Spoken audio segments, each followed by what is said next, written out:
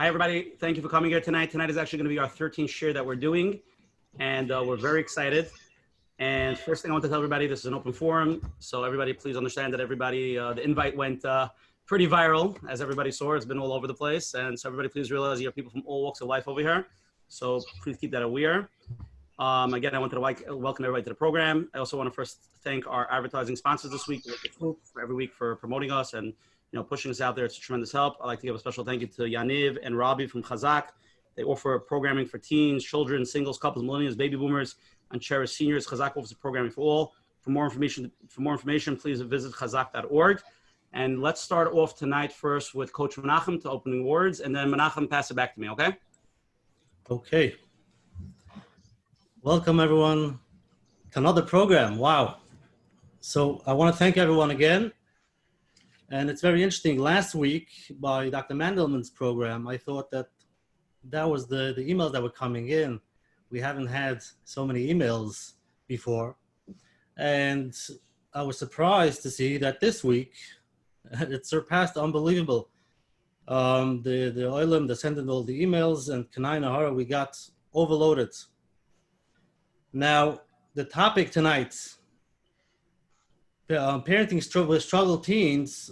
The truth is, when the emails started coming in, I realized we needed to narrow it down, because the spectrum is huge. You're talking about from kids in regular school system that are having a hard time with understanding a Rashi, to all the way to the other side, the kids that haven't had any connection to their family for years. And it's the unbelievable, the stories. And they're struggling to find some place of shelter. So hopefully we'll be able to cover a little bit. We probably won't be able to go all over, but we'll be able to give them a better tomorrow by realizing their greatness today, no matter where they are. Give them a little bit to feel a little bit good about themselves and help us.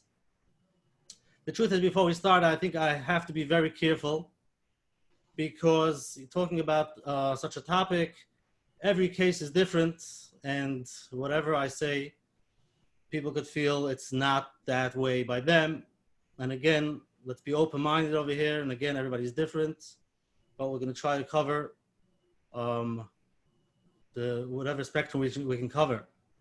Now, it's very important to understand, and Avad the Mechanchim and those who work, to understand these teens. But I think we have to go to the next level, and that's what we're going to be discussing tonight, is so that the child himself feels understood. You can be saying them, you, the adult, could say, I understand them, I know exactly what they need. But if the child doesn't feel that you understand them, then you're lacking a little bit in the connection, the communication. Now, does that mean that we could let him do whatever he wants? The many questions came in, and we'll see. We should let them do whatever they want? What do you mean? But no, well, there is a mahalach and there is some structure, but they come back and thank those who demand the rules and the boundaries when it comes from people that they trust and they feel accepted and they know that they mean it for their good. Sometimes parents, it could be for many reasons. Sometimes the chemistry, for whatever reason it is, just they don't connect. And especially when you're talking about the emotions, when parents are emotionally involved with the child, it's totally different when it's a therapist or a Rosh Hashiva or somebody out there who can sit and talk. It's a different connection. And sometimes that might be an idea, again, which we'll hear tonight. But the truth is, the teenage years are a total different world, and we just don't get them. And especially when you ask them, that's how they feel. Their minds are still growing, and they have to feel socially accepted. And whatever you're going to tell them, if it doesn't work with how they understand, they'll just say you don't understand them. So to run a yeshiva, a regular yeshiva with the Bachurim, black hats, is a big chesed bichlal. And if you're running a yeshiva which is different and is colorful, is really incredible and indescribable. I could say I see it myself, and I see how these boys come back and they feel mamash a connection, which is unbelievable. Many of these boys, by the time they came to this yeshiva, they felt many times like failures, and they were about to give up. And now you see them coming back and helping. The yeshiva helps them, gives them what they need, listens to them, and no matter how many times they have failed in the past, they get up and continue.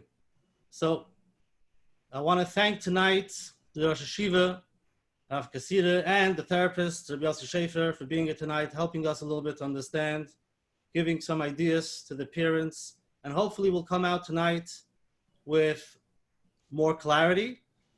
And I think before I start the program, I have to say that a tefillah to the Eibishter, the truth is, shloisha shitfim be'udam, and sometimes the right thing is to let go. Sometimes we have to do that and tell Hashem, we did our part, please do yours. And the only thing we can do as of now, as of our shtadlis, is only tefillah. And Hashem should help. Tonight's program should be able to give a chizik and clarity, and it should be a kiddush Shem Shemayim. Shkoyach. Thank you, Coach Menachem. Beautiful opening. I want to just give a little background of how this shir came to be. It's a little bit interesting. Actually, after the first or second Zoom shir we had, Dr. Shafer reached out to me personally. He said, "Oh, my name is Dr. Shafer. I'm a therapist here in Lakewood. If it ever comes about, I'm here to help in any way." And I thought, okay, beautiful. One day we'll see what happens. I happen to know Rabbi Kaszirer very well. I live across the street from Menachem. He was a Rabbi in the yeshiva. I don't know if Sender knows actually, but do you remember who was the first honoree of your dinners? Yes, Oshi. Thank you. Me. Yes. And, I've seen for, I would say, about 13 years, the boys coming consistently for Shabbos and for Yom Tovim. They are part of our neighborhood, and we've seen them from cute little boys to adults with kids. And I'm actually laughing at them because I see the kids making them crazy, so it's beautiful. And it's geschmack to see. And at the same time, so I reached out to him. I said, "Would you like to come on a program?" I figured let's pick a topic, dealing with, difficult teenagers. I figured after 20 years, he might have some knowledge. So I said, "Would you like to do the program yourself? Let's match you up a therapist." I said, "Could you choose a therapist?" He said, by far, Dr. Yossi Shafer Lake was a therapist he would choose to go on with, who they work together, they collaborate together. I said, "Dr. Yossi Shafer, done deal." So let's start off first with Yossi opening a few words. Let me give an introduction. Dr. Yossi Shafer has a PhD in clinical psychologist, and he's the founder director of Empower Health Group, a group practice and multi-specialty psychotherapist, providing individual, couple, and group therapy, as well as medication management. Dr. Shafer also serves as a clinical advisory board for Yad Rachel, helping women during their families who suffer from prenatal mood disorders, including postpartum depression and anxiety. He's published research providing data on patient variables that continue to behavioral health care utilization and intensity with an integrated behavioral health care model. And his current research involves investigating variables, contributors, barriers towards mental health care within the frum community. And I happen to know firsthand that he happens to collaborate a lot with teenagers in this range. So I think it's going to be an amazing program. Dr. Yossi, please open up. Okay, thank you very much. First, thank you, Menachem and Oshi and Rabbi Kaszirer for being here, and thank you, Menachem and Osha, for creating this platform. So many Shabbosim, when I speak to friends, have they told me how even today we spoke, Osher, how someone was trying to figure out bipolar, borderline. He told me it was a game changer for him. To us as therapists, obviously these are clinical terms that we use. Maybe we overuse it a little too much, but for us it's like kalachayad, that's what we do. But for people that aren't accustomed to, mental health and things like that, this could be just a game changer. And I think Dr. Manderman mentioned last week. I think we're all just going to come out of here with just education alone. Are there going to be changes here that are going to be lifelong? Is therapy lifelong changes? Not necessarily, but just getting the basic education of what we could do. What we perhaps could do better. And I think Menachem mentioned, dealing with teenagers specifically, the title of today is, appreciating, giving them a better tomorrow by realizing their greatness. If you apply that method to marriages, to children, to teenagers, I think we're done. We could close up shop just by any time we tune into another person, especially when it comes to teenagers. And of course, we're going to get the questions of how do we tune into teenagers? He never wants to speak to me. He's cold. He's angry. It always ends up in a fight. Those are questions that hopefully we can deal with. But if we can get to the inside of a person and really tune into them, just like within a marriage, if we could get to what our spouse is, what do they want? Is my wife really nagging me, or am I missing the boat of what my response should be? The marriage is different. Our chinuch is different. Our relationships with our coworkers are different. So, just taking this principle could really go a long way. Working with Rabbi Kaszirer, and I think Rabbi Kaszirer, like I've always told him in the past, the people in their day-to-day lives with our teenagers, with our children, they do 90% of the work. When it comes to us, therapists, we can finish off, or we can hopefully, enhance what they're doing. And Rabbi Kaszirer, and people think just he works with teenagers. On a personal note, we've been working primarily with adults, that obviously had their teenage years that were, struggling. And of course, it can roll over within the marriage. And, if people can get the right help at the right time, like everyone, I guess, here that's tuning in, to this show, it probably can help so much more devastation in the future and so much more financial loss in the future with the more help that a person may need to get. So wanted to thank you on that end. Teenagers, like Menachem said, is complex. It's a whole different category, according to Eric Erickson's stages of development. Teenagers are holding at the identity versus confusion stage, which, let's say someone has anxiety, depression, bipolar, or just basic, self-esteem. On top of that, okay, now, my father died in Sfard all the years, and now I'm davening in a base medrash that's Ashkenaz. You grow up Heimish, and now we're all Litvish. Am I Litvish? Am I Hasidish? Am I, stark? Am I not? Am I exploring? All these things play such a big role in general when it comes to teenagers. And when you have a little mental health that comes in, there could be an explosion.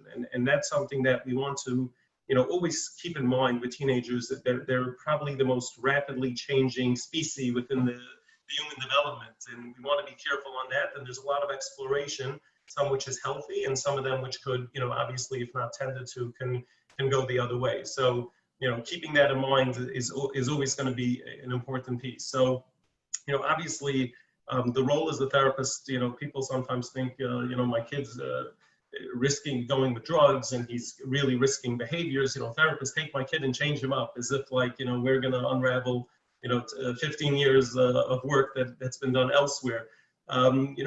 Therapists, just as a I guess, disclosure, we don't know everything. We don't have Ruach HaKodesh. We don't know, how to deal, specifically with every single question. Our real goal is, and this is probably, I guess, my part here, because here could take it from beginning to end, is really to provide, any therapist as a safe space for teenagers, for adults.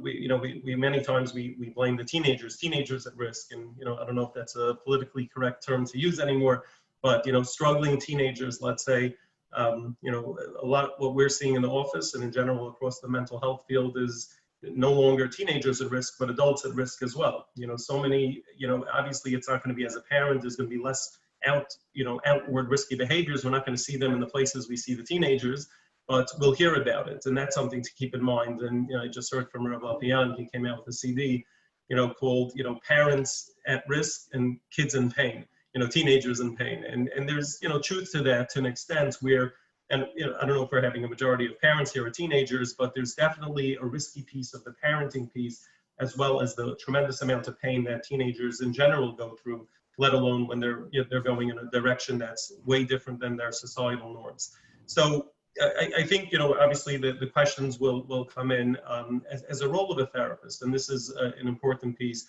If we could really nail down what a therapist does with a teenager, and of course we're going to get so many questions, is it true that therapists put kids more off the derech? Do they have to turn their kids off, turn them against their parents? Those are the first questions we always get. And obviously there's going to be truth to an element of that, but we really have to break down what's going on. Why are they coming to the office to begin with? There's an assumption, we hope, that they probably spoke to the Rabbi, they spoke to the Rav, they spoke to a gadol of what to do, and now at the last choice, they don't know what to do, so they send to the therapist. as if to do magic, which once again, we don't do, but we can try to help the process in whichever way it's going, process in a decent way that's not going to have a devastating or a significant impact. So, many times, as therapists, especially if we're dealing with teenagers, we could say the same thing that parents have been saying for years. And within 1 or 2 sessions, they sort of listen to the therapist more than they listen to, their parents or their Rav. Why is that? I think the topic of tonight, realizing their greatness, tuning in to where a child or a teenager is holding. And many times teenagers, as much, and we're all at fault with this, as much as we want to be unbiased with our children, we're biased. We want them to be better. We're constantly pushing them, which is great. And no parent wants to ever lose that. But sometimes when there's a question of, yeah, a cell phone, not a cell phone, yeah, kick him out of the house, not kick him out of the house, there's so many mixed emotions where a person has to be really careful to stay as unbiased and really truly appreciate the person for who they are. Rabbi Trank's new book, I didn't read it, but I saw the title, Just Love Them. Is that what it is, right?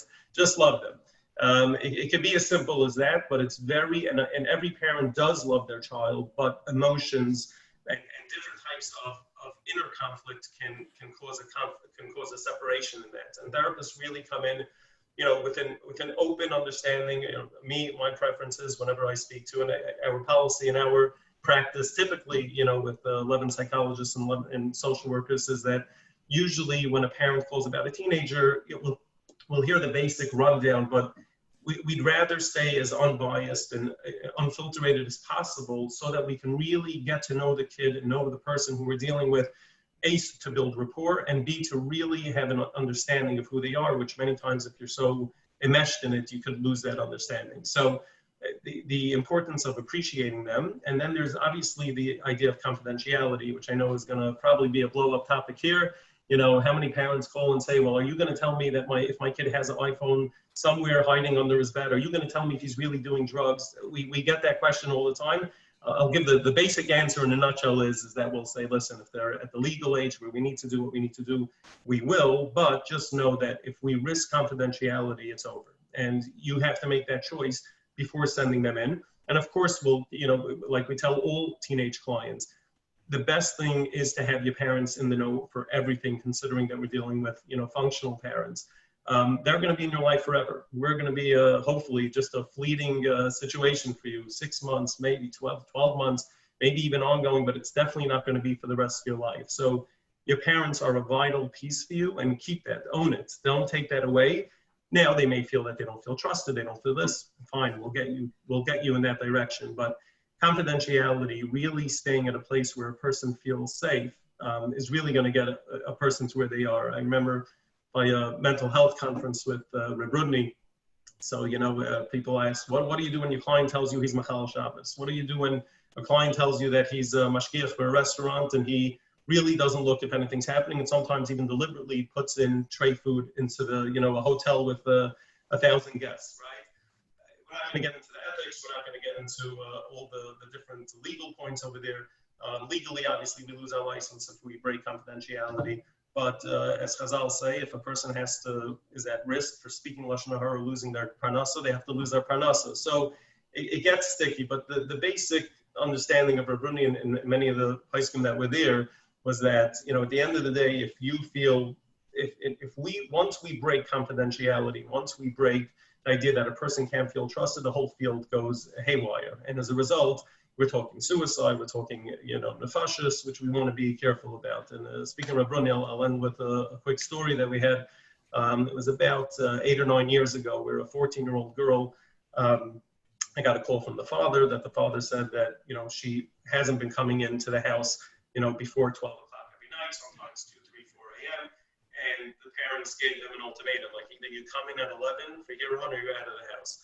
And she said, I'm not going to do it until I speak to Dr. Shafer. That was her term. You'll hear, this is a regular from Beis Yaakov girl in a regular school. The father was a big mechanech. How did she get to me? But we'll wait and see. So, he rushes it. I think it was like 11 o'clock at night. He came to the office, dropped her off. And she started telling me how, her father is controlling and wants her to be in the house, and that's it. And she's not going to do it anymore. And the father's whole agenda was, and this is where manipulation and agendas and, parents want one way, the daughter, and just understanding how, complex each case could be. It can maybe, be understood over here where she said, I'm not coming into, the house at all. My father doesn't know that I have a tattoo, Michal Shabbos. Started marijuana about 6 months ago, and she's been seeing a therapist the entire time for the past 6 months, but the parents found her the therapist she didn't want. So I asked her, how did you get to me? So she said that her boyfriend, which this wasn't even said, that, yeah, speak to the therapist, and, that's how you're going to probably, get somewhere. If you're not going to speak to him, it's going to be, a war zone. So I called the father up and I said, listen, right now, and the daughter left off saying that if you tell my parents any of this, goodbye, I'm packing my bags and I'm going to move in with my boyfriend. So I called the father and I told him, listen, my suggestion would be is that for tonight, let her come in at 12. That's what the girl agreed to, forget about 11. And all of a sudden the father said, what do you mean? And we're giving in to our parents, and how can you say that? Meanwhile, he obviously didn't know about the Chil Shabbos, didn't know about that too. So he said, listen, at this point, I don't have a choice. I'm going to do it, but I need you to call Reb Rudney to ask him Das Torah on this. Long story short, I called Reb Rudney and I asked the girl permission if I could tell Reb Rudney everything tonight that he doesn't tell the father. And Reb Rudney, I told him everything about it. Reb Rudney told me, he said, Dr. Shafer said, this is not a Das Torah question. This is a common sense question, right? If you're going to tell the father everything, it's over. So how do I deal with the father? We'll work with it. You tell him that Reb Rudney said it, you do it, and do it, right? Long story short, she came home at 12 that night, and she didn't end up moving in with her boyfriend. And, 3-4 years later, there was a lot of ups and downs. And of course, she went a little to the left, and the father felt that maybe we should have still kept her in at 11 o'clock, not knowing everything that going on. Now the father knows everything about the daughter. They're in a much better place, than they could have been. And that story sort of illustrates how much do we really know our teenagers, how much confidentiality plays a piece over here, and how there could be so many mixed interpretations of what could go on in one case alone. So give it back to you, and thank you once again for this opportunity. Thank you, Dr. Shafer. I really appreciate it. I would like to, first of all, let's mute him, Dr. Rabbi. So I'd like to introduce Rabbi Yossi Shafer. It's actually an honor to introduce him. Anybody who doesn't know him, he's the Rosh Yeshiva of the Masifta of Eatontown, which is located in Lakewood, not in Eatontown, New Jersey. And I know him for many, many, many years. Rabbi Kaszirer has been helping teens struggling in the mainstream school system for close to 2 decades. His experience with teenage chinuch and proper grasp on the issues of today has made him sought out by parents, teens, and mechanchim alike. And it's a real honor to have you here tonight. Rabbi Kaszirer, please grace us with some divrei chizuk. Thank you, Yossi. Thank you, Coach Menachem, and thank you, Dr. Shafer. It's truly an honor and a kavod to be part of this beautiful group, and it's a Kiddush Hashem what's been going on the past few months with all these Zoom classes. And even though we've been getting out and Zoom has not been the, Baruch Hashem, most yeshivas are up and running and people are more out and about. But this is one good thing that's still on Zoom, that we still have the Sunday night meeting. It's a great chizuk for everybody. Thank you. Thank you for the introduction, as well as Ushi had mentioned, just a bit of being the Rosh Yeshiva of the Masifta of Eatontown, which is a yeshiva geared for boys. It's a yeshiva, but it's geared for boys that are struggling in the mainstream system. But the way we found, and it's been 15 years that I've been running this yeshiva, Baruch Hashem, and now it's located in Lakewood, New Jersey. The way we found is that many boys they crave to be in the system. They don't want to drop out. They don't want to be on the street. They just might need something that's tailor-made for them. It's not that they want, sometimes they see a boy hanging out or looking for a job. That's not the place where he wants to be. True, he might not fit into the yeshiva system, or sometimes, unfortunately, the cookie cutter system, the way we have created it, is not for him, and they might have asked him to leave. But it doesn't mean that we have to give up on this child. I'm not here, chas v'shalom, to bash the system in any way. Baruch Hashem, we have a great chinuch system. We have a yeshiva system that's been working, and I can say, not that I know any statistics, but we probably could say it works for 75, 80, 85% of our talmidim and our talmidos.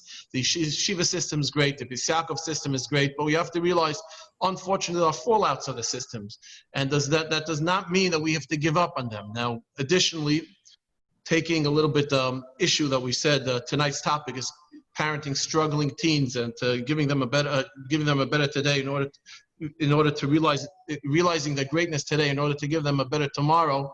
I believe that's true with every teenager, not specifically struggling teens. We always must realize It's parenting teens, as the hosts have said, and as Dr. Shafer has said, the teenage years, HaKadosh Baruch Hu created something which is called Yemei Bachrus, teenage years. Children, those who are holding with Daf Yomi, we just learned in the Daf Yomi, Hevel PM, Shal Tinoika, Shal Beis Rabba, Shloi Tom, Tamchet, literally said in our language, they're not exposed, they're innocent. We see today I'm sure many parents on board either celebrated the children's Chumash Suda or the grandchildren's Chumash Suda. Now is the season to do it. And you see the Erlich, little Kindlich, all our children, the children of my yeshiva, the children that you see on the street, the children that you see in the pizza shop, they all stood there on those benches and saying, Vayikra el Moish, HaKadosh Baruch Verat Gerif, and the Eibishtat Gerif, and they all were that innocent child, Shloi Tom Tamchet. On the other hand, you have adults, and although now, as Dr. Shafer has mentioned, adults at risk, as we could call them, is its own sugya in itself. But adults are more settled. Adults are more secured. If they're married, they're settling down to married life, to their parents. And there's parnasa. It's the teenage years which growth happens. Their bodies are physically changing. They're maturing. Even in in the yeshiva Welt, in the teenage years, that's when a boy is kind of most of his learning. That's when he gets most of his Torah. That's when he's learning Be'iyun by his Rosh Hashivas and by his Rabbeim. So he's gaining his learning, he's growing in his davening. And on the other hand, there's a certain sense of a quick maturing. So there's a certain sense of, if you can call it, invincibility. They feel like they're invincible. They feel that, let me try something. Whatever I'll do will not affect me. I can do things that are dangerous. I can dabble in something, especially if it's a boy that's already out there, will start dabbling in things. I know it's wrong. I will say, take something simple as starting to smoke cigarettes, which everyone reads the warning sign on the side of the cigarette, but everyone said it's not going to affect me. And they'll hear the stories of Chas v'Shalom, they get something even to more than cigarettes, marijuana, drugs, or the like, or any other type of dangerous behavior or illegal behavior. Ever the teenager feels it will not affect me. And if it'll affect me, I'll just get out of it. I'll grow out of it. And that's where Hashem made teenagers, in order to have on one hand this maturity of feeling invincible, in order to be there for their growth. Us as parents, we have this very unique role. We have to be mechanech our children, Rabbeim and teachers as well. They have to be mechanech the children. When you mechanech a teenager, obviously everyone knows it's not. You can't be in any way. You can't be overbearing, and you can't be controlling. One of the common words that you'll hear from the teenagers: my parents are too controlling. They want too much from me. They feel I have to be in a specific way. But on the other hand, and therefore they feel that I could do it on my own. I could already do things on my own, or I know the right way. On the other hand, we have to step back a little bit, but still keep an eye on them and make sure that they're keeping on the right path. Specifically coming from as you call me, from the chinuch perspective, and I feel it's an honor to be here with this esteemed panel. And Dr. Shafer, and he specifically is coming from the clinical perspective, or more from the emotional health perspective, and Coach Menachem is coming from being there in order to give that emotional push, but from the chinuch perspective, and I believe this is true in the therapy world as well. We all know the famous Gemara that says, "Barasi Yetzer Hara, Barasi Torah Tavlin." And like I tell everyone, asks me, just to say, what's your trick and how do you do it? Boys come into you, and yes, many of my bachrim, some of them might be listening or watching tonight, but many of them could be exposed and can be doing things which are illegal or us. Some of them may say, I don't know what they're doing, but believe me, I think I do, or maybe some is better that I don't know. But what's the trick, and how does it be that they mature and they grow and they become to be true b'nai Torah, real mention? They go on, they grow past and they transcend this that they went through the teenage years. And like I say, the truth is there's no trick. We just have to believe the divrei Chazal. Barasi Yetzer Hara, Barasi Torah Tavlin. The Yetzer Hara of a teenager is extremely strong. He's exposed, he's exploring, he's curious, and it's out there. And the way to combat the Yetzer Hara, the Gemara says, is Torah Tavlin. And we see it so on, you could say, especially on a boy's way, and the girls is a totally different, it's a whole different parsha, how to deal with them. But obviously there are ways to do it as well. But Torah Tavlin is, if we get Torah, if someone immerses himself into Torah and puts himself into Torah and uses the Torah as that proper medicine and the proper And that's a proper way to combat the Yetzer Hara. That's the only simple way. Obviously, if there's medical issues or if there's mental health issues, they must be seen either by a doctor or by a therapist or go to a rehab center. It must be done. It's a chiyuv. As I can say, yeshiva is not a hospital. Yeshiva is not a clinic. But the way yeshivas are is, in a way, sometimes that Torah Tavlan has to be brought in through the back door. In a typical yeshiva system, the Torah Tavlan is brought in through the front door. The Rabbi sits up front, he gives a shir, he gives his Mara Mekaymis, the boy will speak with his Chavrusa, and the same as in the Beis Yaakov system as well. The girls, they prepare, they're there, they do their work, they get their Torah Tavlan as well. But sometimes they put up a front, they put up a block, or they're so exposed that we can't bring that, they don't feel the beauty of Torah. Or even more so, they might have felt hurt chas v'shalom by someone who teaches Torah, either physically or emotionally. They'll have personal stories how Rabbeim hurt them or parents hurt them, and it doesn't always mean in a physical way. Sometimes it can be in a physical way, sometimes in an emotional way. Sometimes they just see, I'm embarrassed to say this word, but they'll smell hypocrisy. Teenagers are very, very in tune to authenticity. They know what's emes, they know what's true.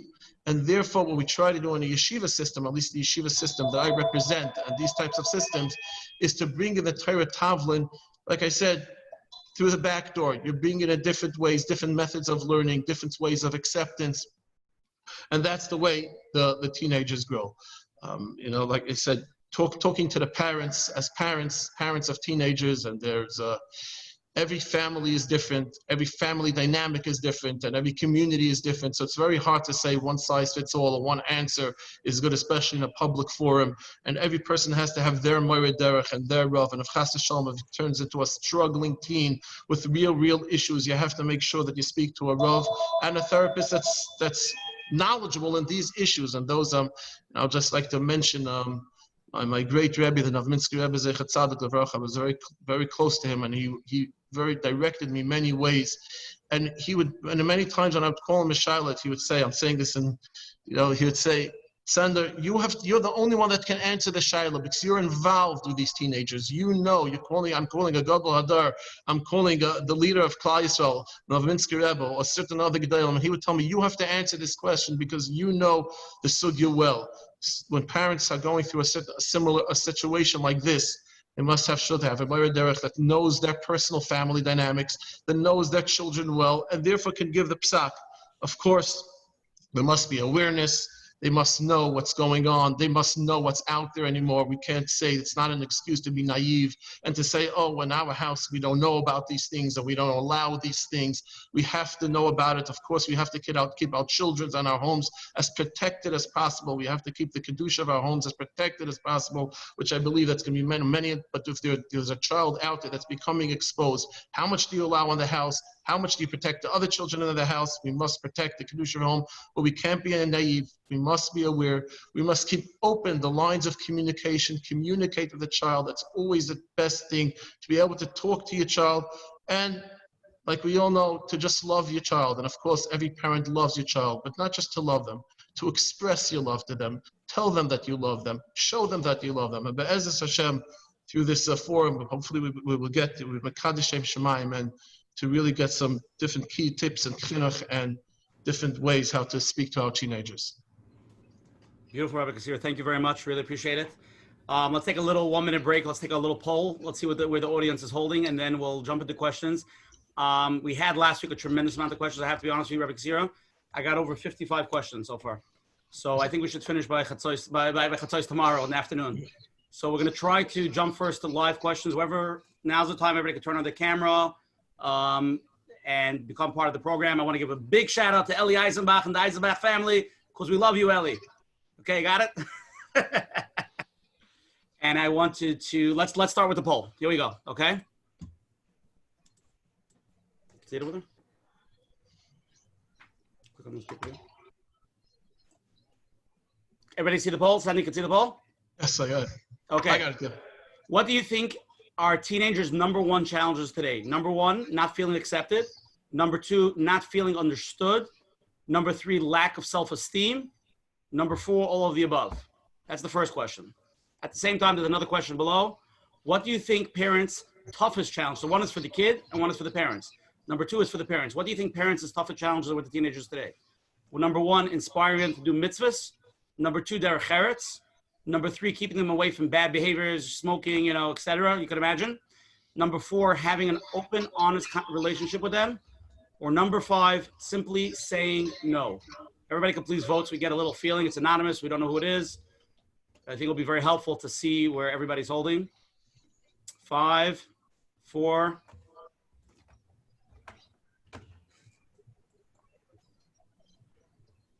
Dr. Yossi, unmute yourself. Okay, let's share the results. Okay, very interesting to see. Ready? 9% say feel not feeling accepted for the teenagers' number 1 challenge. 22% feel not understood. Number 3, 17% feel lack of self-esteem, and by far the winner is all the above. So I guess they're all the right answer. Number 2, what do you think are parents' toughest challenges with teenagers today? 11% said inspiring them to do mitzvahs. 9% said derech eretz. 11% said keeping them away from bad behaviors. An overwhelming 53%. Rabbi Kaszirer, you see this? Did you just say this in a few seconds? I think you a little bit, gave away the answer. Having an honest, open relationship with them, and 17% said saying no. Very interesting, very interesting. Okay, I'm going to start first with the first question because I think it's an amazing question. We're going to start with a little preventative, and we have a few live questions ready to go. Rabbi Kaszirer, Dr. Shafer, you guys are amazing. We're going to try to condense the answers to as short as possible. Since we have so much, we're going to cover as much ground as possible. Again, we're trying our best. Coach Menachem, short and sweet to the best. Again, I'm sorry, that's my job to try to do that. You ready? Here's the first question. We're going to ask this first to Rabbi Sandy Kaszirer, and then Dr. Shafer, and then Coach Menachem. Preventative question. Our kids are still young, and they, Baruch Hashem, doing good in school and at home. We see what's going on in the world, and there are so many good, fine families that are kids that are disconnected and not interested in Yiddishkeit. Is there anything we could do now to prevent it? Rabbi Kaszirer. Obviously, there's no family that could say that they're foolproof and that they have a way that's going to prevent it, that we know for sure that's going to prevent it. The most that you could do, I believe, when children are young, parents have to instill on, we saw in the poll, an open communication. And it's very important with parents to constantly tell the child to always be open with them. Let the child should know what's going on with them when they're dealing with their friends. The child should be able to be open with the parent, what's going on in school, different issues that they might have been exposed to, but just the day-to-day life. If they have an open communication when they're young and they realize that the parents are honestly interested in them. It's not just be open with me, but they're not interested. But they show an honest interest with them and they keep that communication open.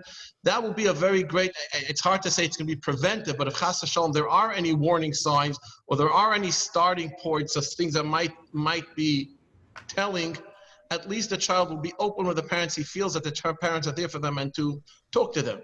Obviously, I'm not here to we could get into things, the different things that each Rabbanim say, different things to keep out of the house or keep into the house, which I believe that's not the forum tonight, in every community and every Ada and every school, I would say, obviously, when you decide to send to a school, whatever the school is, you have to keep to the rules of the school. You can't circumvent the rules that the schools give down. And I have many times, it's not fair. They make me sign this. They make me say this. Should I say the truth? If you send to that school, obviously you must keep to the rules and regulations of the school. But as a preventive measure or something to say that will always be is to keep an honest and open relationship and communication. And it should be a real communication. I'm gonna bunt it to Coach Menachem for a second, then I come to you. I'm gonna put a little twist on the question. It's part of another question, but I think it works together. So the first question was, again, regular healthy family, preventative, what we do. Now another question is, how do I control my initial gut reaction of shock? Again, everybody on their own level, whether the kid is, whatever, some guy, the kid, he misses 1 million, the guy's having a heart attack. So everybody on their own level, whatever that shock is, when I feel so overwhelmed by what he's saying or what he is doing, how do I balance being open and accepting so that he continues to share and also act like the parent who disapproves of this behavior? Coach Menachem. Okay, I'm not going to be able to answer the whole thing. I just want to add to what Rabbi Kaszirer said. Very important open communication. There's one piece I want to add, and I'm sure we'll hear more from Dr. Shafer, that self-awareness is number one before everything. The parents have to be aware what their reaction is and what their reaction would be if they would hear who knows what. because that's something that comes out and it's not something that you can hide. And it doesn't mean that once they reacted, you can't do anything about it. But it's very important to understand, where am I? What do I want? Why do I want this? And to see where the kids are. And when things do come up, at least they can understand that there are things to do. They can listen. They can listen to the child. The child finally opens up. You don't want to close it. And sometimes that emotional reaction that we have could sometimes shut it down, and then we lost it. So that's the self-awareness part is very important. That's what I wanted to add. Dr. Shafer. Okay, thank you. And then Menachem touched about, of what we just, said in the beginning, all the way when it comes to teenagers, at the end of the day, if we're not going to be fully tuned into them, into their emotions, and any parent that automatically emotionally reacts to their child, two things. A, they clearly didn't know their child. And B, they're clearly not tuning into their child. Their child is doing something in their eyes wrong. Their child wants to do it. Why do they want to do it? That should be the first question, as opposed to how could you do it and how dare you do it. One of the famous questions therapists get is, how do you listen to people's problems all day and not go crazy, right? So I used to get triggered by that question. I thought all therapists are crazy. Right, that too. We all have our own therapists, right? We all had our troubled life, right? Why did we get into this profession to begin with? But a simple answer, which is very hard to explain if you're not a therapist, and the same question of the first statement any client comes in, they say, I'm telling you I'm not crazy. I'm just letting you know I'm here because I'm not crazy, as if there's an assumption you're crazy. Why we don't look at it, we're hearing problems. We really don't hear problems. We really don't see it as you're a mess. Understanding you and your position of your background and who you are, and understanding you as a person, it makes sense that these behaviors are in play. Now you want to know how to deal with it and how to make it right. We'll figure that out. But like Rabbi, getting back to that, when a client tells you he's Untitled Chapter, right? A lot of people want to know how we don't just fall off our chair when someone says, they've been doing the worst things in the world according to them, right? We weren't trained in school not to fall off our chair, right? We authentically tune into that client of where they are, and if we really get their whole process of where they were from the beginning to where they are now, we don't get perplexed by it. This makes sense. People can ask, how do you remember clients' names and family names 10 years later, right? You write everything down, you have notes, right? We don't. We emotionally tune into that person as a real person of who they are, right? And then we segue into that. To answer the question, I guess a little more directly, how can we ensure, the chinuch of our children and do everything we can? At the end of the day, the teenage years is a real eye-opener for parents when the teenagers now are who they are. And it's as if like the past 13 years, 14 years were nothing, right? When the son came over to the father and they had something very exciting to tell them about their day, how many times were they on the phone, right? How many times were they not accessible? How many times were they begging just to spend time and they didn't? Now, all of a sudden, teenage years where there's real problems, talk to your dad, he'll tell you, he's been there, done that. It's a non-existent member in their family, and they're so much more reluctant to speak to their father or to their mother about it based on previous experiences. Therapy is always about previous experiences, right? But if they don't feel that trust, and then finally they see a therapist, they still have to go to, they see a Rav that's caring like Rabbi Kaszirer or like Menachem, all of a sudden there's that warmth, they just go in there. Why did they do that? Because they probably should not be so trusting of others, right? Just a stranger, but they really want to get their pain out. But if we can truly, tune into the person of who they are, they're just going to go ahead and disclose. Can I throw in one statistic, Usher? Do I have another 30 seconds? 30 seconds. We got to condense the answer. Okay. Just a fascinating statistic, which I think is important to hear. I don't have it in front of me, but research found that children that came from abuse, neglect, let's just say one of the worst physical abuses that were possible, and they came back to a family environment where they were supportive and they were eye-open and they were listening to that person. I think statistically it was 87%, which is probably one of the blowout statistics in therapy in general. It was as if the abuse never happened. If they come back to a family that's supportive and caring and listening, everyone talks about abuse and sexual abuse and physical abuse, emotional abuse. It's all good. It's all is what it is. Typically, these kids are the ones that don't go back to parents that listen, or they feel comfortable speaking But if they would, it's as if the abuse never happened. And I think that's an important piece when we hear about teenagers. How do you enrich a family if you're just there for them and you make that effort when they're so young, tuning in, actually listening to what they're saying, reflecting back to what they're saying? The teenage years should just go, in that order as well. Okay, let's go to the first live question. Is she muted? Just 1 second.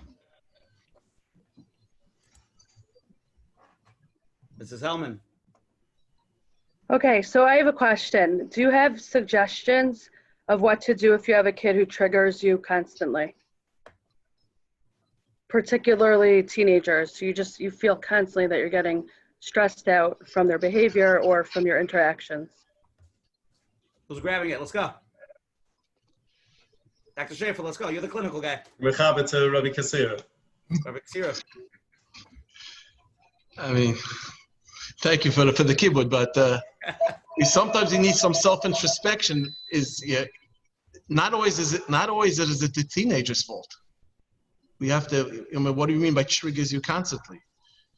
Yes, parents are overworked and parents are overwhelmed, and then when a teenager comes in and breaks the equilibrium of the house and breaks the what's going on in the house, it can trigger a parent. And I just want to say what I say. A mention is kamalach.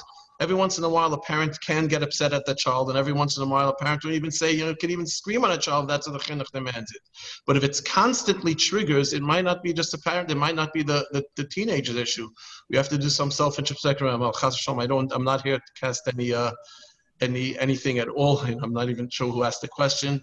But if it's a constant trigger, then we have to see what's the root of the trigger.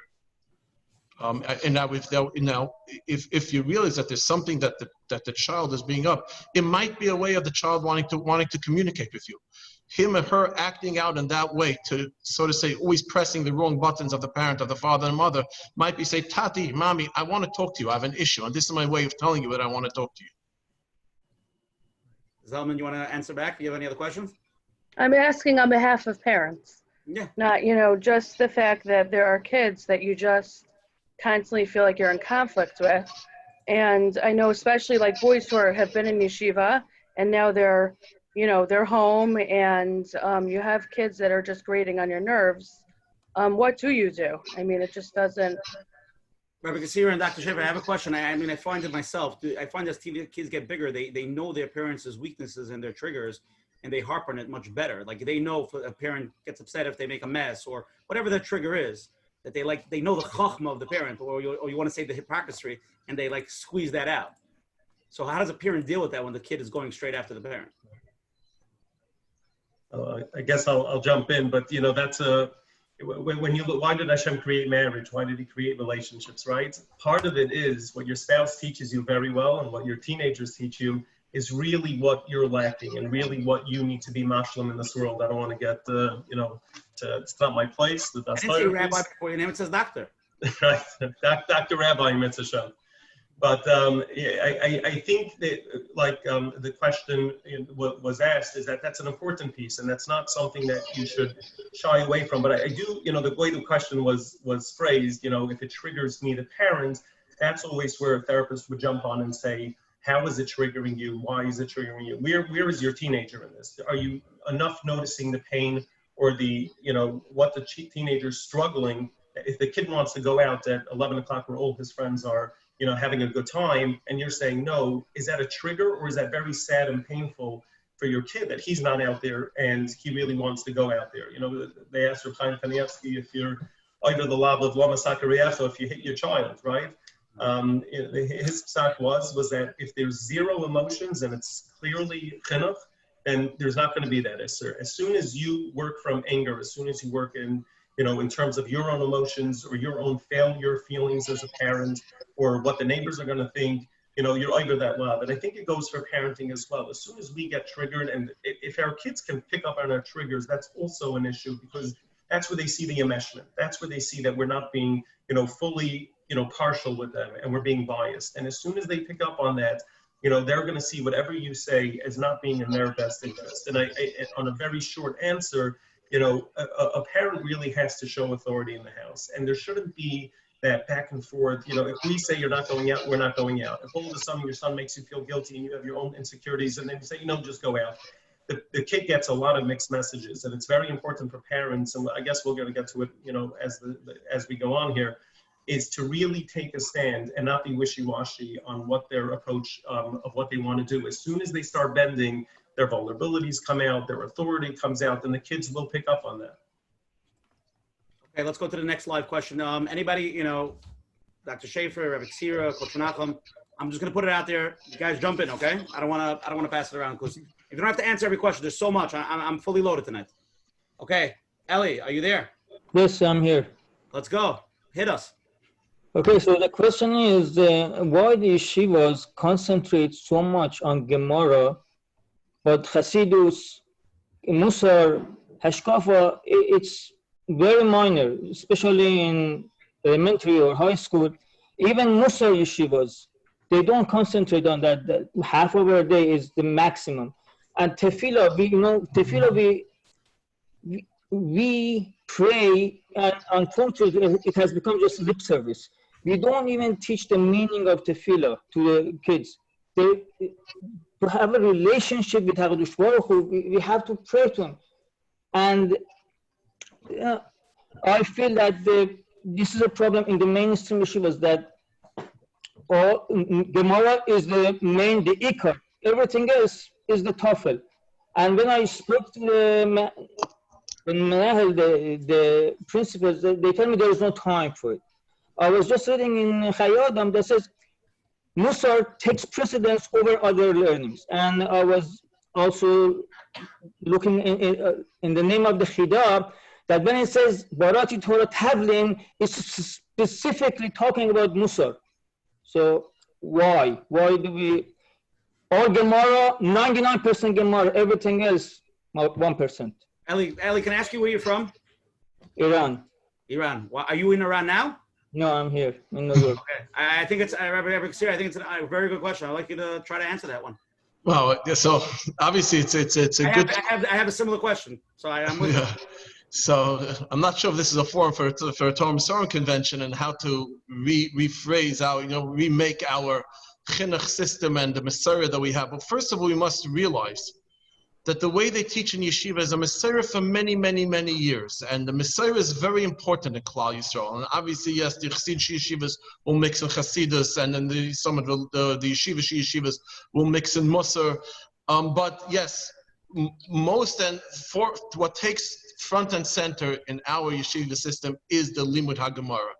And there's good reason for it. And like I said, as you quoted, Eli, Barasi Yetzaharet, Barasi Torah Tavlin, you said the Chidah says that it means Musar, but it means Torah Tavlin, whatever Torah means. And the best way that a teenage mind could be fully engulfed in Torah is through Limud HaGemara. Now, having said that, obviously today's days, I believe many yeshivas, I'm not saying most yeshivas, but many yeshivas did incorporate Musar, and even the more yeshivas already make Shabbatons and Kumzitzin, and the more Chassid yeshivas have Musar Starim. Today, there's a little, everyone takes what works. Today is a little bit, we could say we became a lot more accepting, and each community takes different things from the other communities as well. On a personal answer, if you realize your son needs more Musar, and maybe he's, I believe it's to move it to this form, because Eli is right. A boy that doesn't do well in Gemara, or a boy that struggles in Gemara, he's a good boy, he's an Erlich boy, he does well in Halacha, he's an Erlich Bedavening. He just doesn't get Gemara. It's very hard for him, which it can be hard. So then obviously you have to either find a yeshiva or chavrusa that could supplement in these things, because he could excel in other areas, and obviously the Limud HaGemara will come in either on a later date or through different methods as well. As to say why the yeshivas are set up this way, I'm not here to answer for the Gedolei Yisrael, but do realize that we're part of a beautiful Messiah of Klal Yisrael for Dorei Doros, and everything is important. All the Limudim are important, and all the like you said, Tefillah is important. Everything is important, but Limud HaTorah supersedes when it comes to yeshivas. And as Hashem, like I said, with the proper help, the boy can pick up the nuances and Limud HaGemara. Sometimes it comes hard. Okay, let's jump in. We have a lot more questions, and you ready to turn up the volume over here? Rabbi Shafer, you ready? Ready. Loosen up the tie. How do I protect my younger kids from struggling teenager who is using inappropriate language, comes home high and drunk? I want the siblings to maintain a loving relationship, but at the same time, how do I keep appropriate boundaries? I want the younger son to love his brother and to give him a message that we all accept all Jews. At the same time, I'm exposing him to a very unsheltered life that is very different than his peers. Hello? Doctor. Well, we'll go and coach. We definitely, Menachem, want to hear from you, and this is, something that Taka needs a lot of coaching. I think I'm going to use the word that no one wants to hear from a therapist, the famous one, right? Let's just say it, validation, which I think gets a lot, very confusing of what that means. This is a question I think could go across the board when you see, a husband that acts erratic, or you see a child that gets special privileges, a special needs child, they're being taken out by all the organizations, even though logically they can understand it, emotionally they don't understand it. So how do we, decipher and explain that to our children? Or if a child is struggling inside and you're doing more than what you can, like what Ellie asked, right? If you're taking your son to a betachan shir, and just on that note, Ellie, you do see a huge movement in Thank You Hashem and betachan, and I don't think there's that came by chance. But we'll get to that maybe in a different forum. But to get back to that question, when it comes to what is validation? Validation, people assume that it means agreeing with whatever your child says. Don't worry, you could smoke, you could drink, do whatever you want. Validation means really clearly there is a big parenting mahalach out there. I'm not going to give names that does have a shita.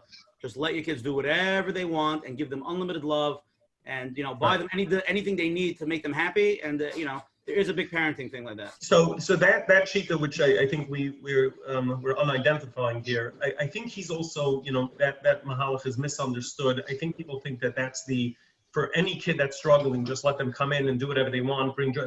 It really is not like that. I spoke to a Rabbi of mine who actually is pretty open about the way he struggled with his kid, and it's really a last resort. I think he asked Reb Steinman said, if that's where it's holding, that's what you do.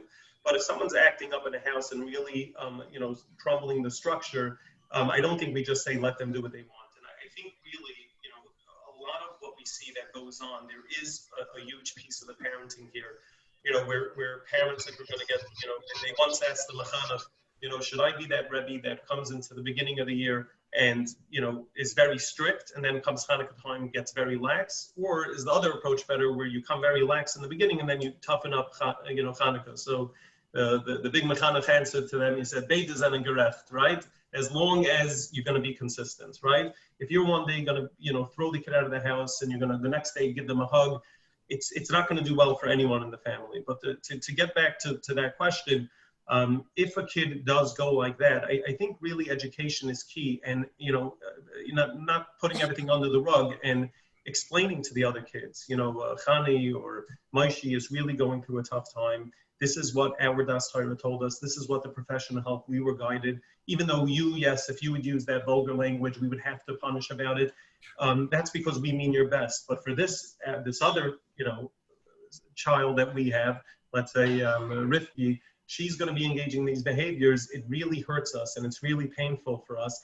But yet this is what we were guided. I think if we really treat them as adults, in a sense, where we're being open and honest with them, like the topic Rabbi Kaszirer and Menachem mentioned in the beginning, being very honest with them without taking away our stolz, if you want to say, as parents, they could understand it. And just on validating means where you don't necessarily agree with what the kid says, but it means that based on what you're saying and your troubles that you're going through, it makes sense that you're feeling this amount of pain. We wouldn't go this way, but it makes sense. And if you give that message over to the child that's acting out, helping them see your pain, helping them see their pain, while also educating and protecting the other children, I don't think we have to get into these methods of let everything just go and let everything, all in the sake of that troubled, teenager or child. Rabbi Kaszirer, 20 years experience, I'm sure you've dealt with this numerous times. Yeah, so a lot of good points were brought up here. First of all, like you say, yes, validating doesn't mean, if let's say a bacher comes over to you and he tells you, I'll use even a he said that very that it's Machal Shabbos or I'm being Machal Shabbos. It doesn't mean you have to go over and give him a hug. Yes, you show him that you love him, but it doesn't mean that I still love you and I care for you, but it doesn't mean that I'm going to say what you did was right. A parent or a Rebbe can point out. That's why we're here to be Mechanech. The question was asked: how do we protect or tell the other children, the younger children at home, when there's an older child that's coming home drunk or high? And I believe that Dr. Shafer had mentioned, we spoke about this method of chinuch that you allow everything I spoke about. It's a pretty known method, but we have to realize that that's when there's really, as Dr. Shafer had spoken about, and I had spoken to my Rabbi, when there's really no other Eitzah, and it's coming to a matzav. I'm just going to say, it's a very respectable way of chinuch, and it's run by a very respectable mechanech. But when parents come to me and they tell me in yeshiva, and I'm saying this with his rishus, I don't know if he says it, but I say yes, it can work, but not in a yeshiva setting. You have to realize there's certain mahalchim that can work, but not in a school setting. I run a school setting, and parents can also say, we have certain standards in a house. Now, what do you tell the other children?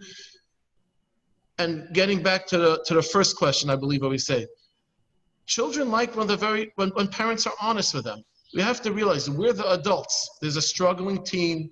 There's young adults that are watching the struggling teen, but we are the adults. And if we take the high road, and we take the honest road, and we take the open road, and we could say, yes, I just used the name that Dr. Shafer used. Chavi is going through a hard time, and therefore there might be certain things that we usually don't allow in the house. We might be looking away because this is what the Rabbanim said, or this is what the doctor said. But depending if the relationship is strong with this Chavi, obviously, she, and the same goes with anyone, have to be told. We could get into the nitty-gritty. It's always important that either they have a private room because they can share what they know with the younger siblings, and they can't expose the younger siblings to the younger siblings. Now, let's take something simple. If a child comes home with a smartphone, and and we decide that yes, we're going to allow the child to have the smartphone, but care must be taken that he or she doesn't show or to give it to any of the younger child. And you could say, I respect your privacy, I respect your decision, I'm here to back you up, but I still have, we still have a family to run. And that can, in most cases, it does carry if it's an open and honest discussion. Like I said, a teenager might be going through a hard time, and therefore they're acting out in certain ways, or simply they just can't control themselves, or they're depressed, or their friend exposed them, but they usually understand they want to be accepted by family. They want the family to accept them. And if part of the family is accepting them is understanding certain standards that might be different for them than everyone else in the family. Beautiful. Okay, Rabbi Rome, you ready? Let's go. Talking to me? Yeah. Oh, Shalom Aleichem. How are you, everybody? Good. Thank you for taking my call. Sure. I'm fairly new at this, but I think I'm a fast learner, and I have a few questions. 2 points. I'm going to make it fast because I know a lot of people are waiting. First of all, the point with the tefillah that the one from Iran mentioned before, I just would like to say one nakuda about the in of tefillah, because Rabbi Kaszirer answered very nicely with the Messiah. I just remind myself of a story that someone asked with Chatzka Levenstein, that if you look in his Musar Sfarim, so much Musar about learning Musar and Tikkun Hamidus and all things about a person, but he doesn't talk in his Sfarim at all about Torah. Kemat never mentions about Hasmadas HaTorah and Yigiyas HaTorah and Amelas. He talks about davening and being from a Yid and about Hashem. So they asked Rabbi Chatzka Levenstein, why? Why do you never speak about the Harving on Ekzois? Or so Rabbi Chatzka answered, I'm talking to B'nai Torah.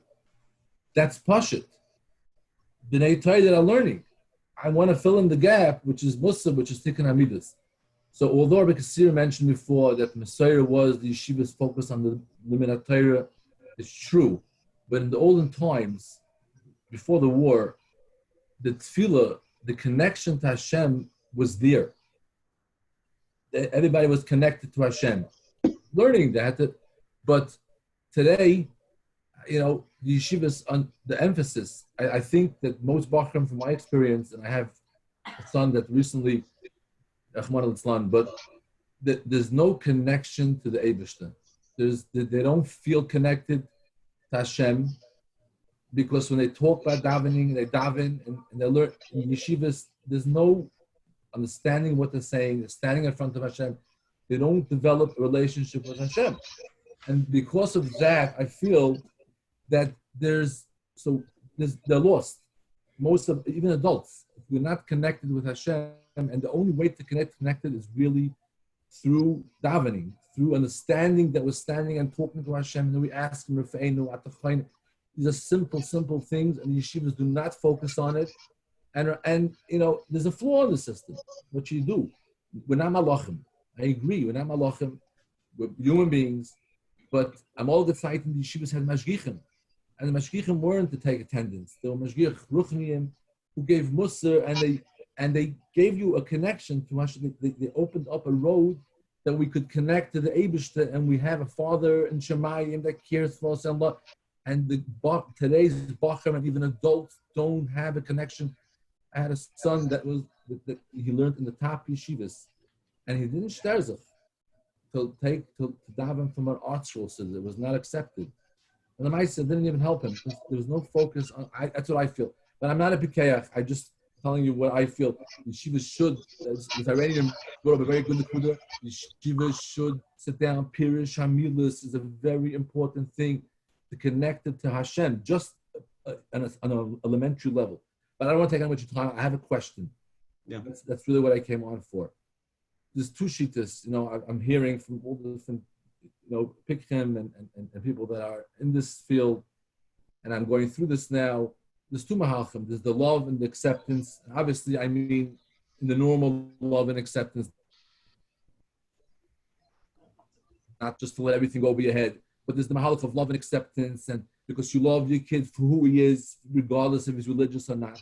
You love him because he's your child, he's you, he's part of you, and you love him, and he's the same person always, regardless if he keeps religion or not. He's that person. And I tell my son, I love you because you're you. That's one mahalach. And then there's the other mahalach that people do, which is very painful, that they kick the kid out of the house, and they don't know what to do. This is bringing other kids, whatever. They can't stand it, they can't take it. The stigma and the world of the judgmental world, whatever the reasons are, they can't take it out of sight, out of mind. There's two mahalachim. Now, it's pashut. I do the loving mahalach and encouraging and get healthy again, and take the medicine you need to take, whatever it is, and I'll be there for you. I'll give you all the money in the world, whatever it needs to be done. My question is like this: in reference to the boy himself, is there really a difference if you take A road or B road? That's my question, really. Is there a difference in the long run, whatever it is, if there will be a return, a half a return, a full return, a semi-return, in 5 years and 10 years, is there a difference besides? I know there's one difference. That if there's a loving and accepting home, he has what to come back to. That's the only difference I understand. But is there a difference in the ride, in the road, having the loving and that? Is there a difference to the boy himself really? The Gabi, him getting better, becoming healthier, changing. Is there a real difference? Rabbi Brown, first of all, I want to say it's very, very special of you to come out and I can feel that gush when you're talking, the feeling and probably the years of you went through. And I'm very inspired from that. I just want to be honest with you. Thank you. I appreciate it. Thank you. Rabbi Kaszirer. Well, it's a very deep. I'm thinking about this question, and and I believe what you're saying is during the ride. I mean, let's first say some divrei chizuk, and we don't like to use statistics, especially in a chinuch belt, because every time someone puts on tefillin, and every time a bacher learns any word of Torah, it's something special, and especially as Dr. Shafer said. We don't even know. Ki hu yada yitzreinu. Only HaKadosh Baruch Hu knows the yetzer hara of a person. So there's a famous, just to say quickly, there's a famous letter. I believe it's from Rav Shach. A bacher came to Rav Shach and said that he just can't learn. He has a lot of neseriness and it's just not going. And Rav Shach told him, believe me, when you take out your Gemara and you learn that Daf and Bava Metzia, as hard as it is, this is what Rav Shach said. HaKadosh Baruch Hu says, I don't want to hear the shir of Rabbi Shach. I don't want to hear the share of the Steipler Goyen. I want to hear the way this Bacha learns the Gemara. HaKadosh Baruch Hu, it's more chasha. That's the words, I'm quoting it basically verbatim. I believe it's a letter from Reb Shach that said that. So, only HaKadosh Baruch Hu knows the struggle. So therefore, every mitzvah and every pu'ula a child does while they're struggling is chashav as well. And that might be the answer, because, again, there are certain times when parents have to be faced with this, probably the toughest decision that they have to make in their life is asking a child to leave the house. So whatever, obviously you're speaking it over with gedolim, rabbanim, mechanchim, doctors and therapists, and if they come to, it's probably the hardest decision a parent has to make. And if sometime, like we hear the expression, tough love, and it's for the benefit of the child, okay. But if it's done in a way of acceptance, then whatever the child is doing is being done out of simcha. It's being done. A child derech klal doesn't want to. They feel bad that they're causing their parents lots of pain. They feel bad that they're causing the Rabbeim that are lots of pain. They really do. As much as parents don't think so, the parents.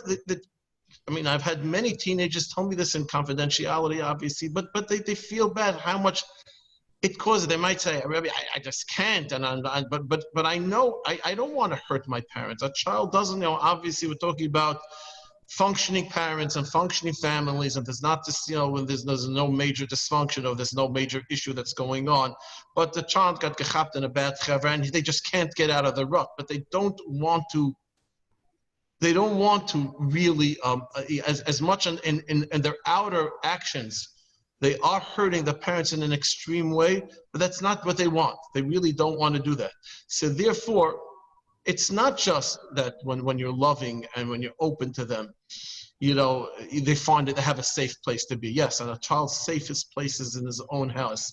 And as Dr. Shafer said, he sees the child once a week. And as Rabbi, we like to say, yes, a Rebbe is a Rebbe for life. And we just had Yeshiva's graduation last week. And I said, by graduation, you're no more students, but you're a Talmud for life. And we do keep up a kesher with the Talmidim after they leave and after they get married and after Baruch Hashem, they have families of their own. We do keep up a kesher. But a parent is always a parent. Family is a family. HaKadosh Baruch Hu, Adam is the father and mother is always there for them. But I believe if there's a loving and a calmer relationship rather than a tough love relationship, whatever the child is going to do is going to do besimcha, is going to do beratzin. And when you do it besimcha or beratzin, it automatically generates a want to do more. It automatically generates a want to continue the relationship in that way. Okay, I'm going to cut everybody else short because I have so many more questions. I want to get to more. We'll bounce it around to Coach Menachem, Dr. Shafer, the next question. You ready? You ready? Okay. My teenager's mood can shift quickly. I'm always on toes and always on guard, which means I can never really relax. As a consequence, as an adult, I find that I absorb the mood and the energy of my teenager. Go, Dr. Shafer. I think that's similar to the question that was asked earlier. I'm getting triggered. I'm on my toes, right? Our pediatrician. We're just putting a spin of the mood up and down. Right. I think that within the question, and it's so hard, Rabbi, who just asked this question, live, we can go back and forth on it. When we have to take apart a question and hear words like, I get triggered by my child, the mood in the house goes down because of my child, something sounds like the structure within the home, like people are walking on eggshells because of this child. Either they're not accepting the child or they haven't educated everyone else is walking on eggshells. I think inherently in that question is a problem, not that it's a fault on the parents, but the outlook. And I think that, Avram's question that was just posed, which I think is an important piece. Is this a means to get the kid to come back home 10 years later? Absolutely not. I'll say that very straightforward. It's not like let him be, and this is like a shtick to get him back in the house. There's no shticks here. And the children pick that up, and they're not going to come back to the house if we play that, oh, let's be nice, buy him a car, and then he'll come back in 10 years from now. If we have such an outlook and we don't really, really love our child for who they are, if we're walking on eggshells and we're trying to manipulate the next move, if they come in, say this and say that, it's over. The whole thing is, the whole parenting with teenagers has to be such a authentic tuning in, and that really, and majority of the times when it comes to teenagers and things like that, At the end of the day, we're going to talk about a theories and svaras over here of what to do with a teenager. Which kid is coming to get help? Which kid is going to come and say, I need help? It's really us as parents or us as outsiders that can make that shift. So we have to know what we can do. What's in our hands is in our hands. If a teenager comes in already and says, I'm depressed, that's it. We're done. We got it. You know, leave it on. He'll be back wherever he needs to be in a couple of weeks or months, right? When we're dealing with a kid that's partying, drugs, alcohol, leaving his norms within his family, what are we dealing with? It's like talking how to treat addiction, right? There's nothing. Get the kid to come into the therapy or to his Rav or to his Mechanech or to, whoever is going to guide him, we'll get him there. But if we're talking, first we have to get the kid to rehab, hit his rock bottom, stuff like that, that's how we could go. But at any time the question is posed more where we're walking on eggshells, what do we do? What do we sort of tell the teenager? We have to start from the beginning. Why are we getting so tense? Why are we not allowing this situation in our lives to be? And now how can we love and appreciate this person, for who they are? I just want to mention, I got to get a few texts from actually some of the kids that were in Eatontown and some kids. Boy writes over here, when he was off the derech, he wasn't from. He used to hear his parents crying at night, and he used to feel tremendous pain. Even though he knew Badafka, he was doing it and hurting them. I'll read exactly what I was at risk in high school. The worst part of my whole stage was hearing my parents cry and say to hell for me. I didn't want to cause them the pain. That's just how it had to be. Just saying that if you want to tell all the parents that no matter what the kid says to you, however chutzpahdik and harsh they are, they love you, and the majority of the time they don't want to cause you pain. Just interesting to know. Okay, let's go to the next. I just want to jump in. And talk a little bit about the energy in the room. We're asking these questions, getting some answers. I don't think it's such a simple thing that we could sit over here and find all the answers to this question. It all boils down to the clarity and to be aware of what triggers we have, open communication with that child and the other kids, and to have open discussion, to all be with a healthy sense, sit down, talk about it, and no walking on eggshells. I personally believe this is a lot of work. And there's a lot, like you're saying, the triggers, your own, if it's a spouse, if it's the other kids. This doesn't go in one night, in one Zoom session with getting all these answers over here. Being aware of all of this is step number one, and then to find a place where you can discuss it. If it's a therapist or if it's somebody close, even before you have that open communication, if you didn't work it out yourself, you go open, you sit down at the table to talk about it, in the middle you might just lose it. This is a heavy stuff. And you have to be able to know, what do I need to take the next step, to find the help. It could be a friend, it could be a yeshiva, whoever it is. But again, we're putting all of this out, but it doesn't go 1, 2, 3. 100%. Again, I just want to clarify to everybody, there's no, and I spoke to Rabbi Kaszirer before the show, there's no one answer to any question, because there's multiple things happening in this parents, and this is more of an awareness and understanding. And I think Rabbi Avram, just feeling him was, for me, tremendous. I'm being honest with you. And it's an awareness, and obviously people have to realize there's a lot of people in that together. Actually, me and Menachem was speaking right before the share, Rabbi Meyer, talking about maybe making even a support group for all these parents together to give them the chizik. Everybody has to bounce off each other on different things, different angles. But it's, again, all these shows, nobody's going to get cured by watching the Zoom show. If it would, I'd be a millionaire. I'm not. I want to clarify, Shapsi is not on payroll, even though he asks questions every show, because he's great. We love him, Shapsi. Go. Okay, thank you. Okay, so my question, so really it's sort of different people already spoke about different aspects of it. But I want to talk about authenticity. And, what instinctively I feel like if you have this huge crisis, you have a big problem, and then you think, what do I do about it? And then there's this mahalach, there's that mahalach, and I feel like the survey came back that people feel that an open and honest relationship with the teen is the most critical thing. I feel like the whole premise there goes against authenticity. And even when we discuss Rabbi Shafer's point, Dr. Shafer's point about consistency, for example, and you talk about how the atmosphere in the house should be not working on eggshells, etc., etc. In other words, this, I think Rabbi Kaszirer was that, like, the process is this seems to be a process of growth that should happen organically. Do you find in your experience that people who are in panic mode and try to act in a way that they're really not, or they're not up to that level, and show unconditional love when they don't, and show that they don't care about certain things that are happening when they do, and suppress their emotions, perhaps that could ruin an open relationship and do more harm than good, instead of allowing the conflicts to happen, because that's organically happening, and work through the process and slowly developing yourself. Am I off base? If you could comment on that. I think it's probably being more addressed to me if I'm assuming.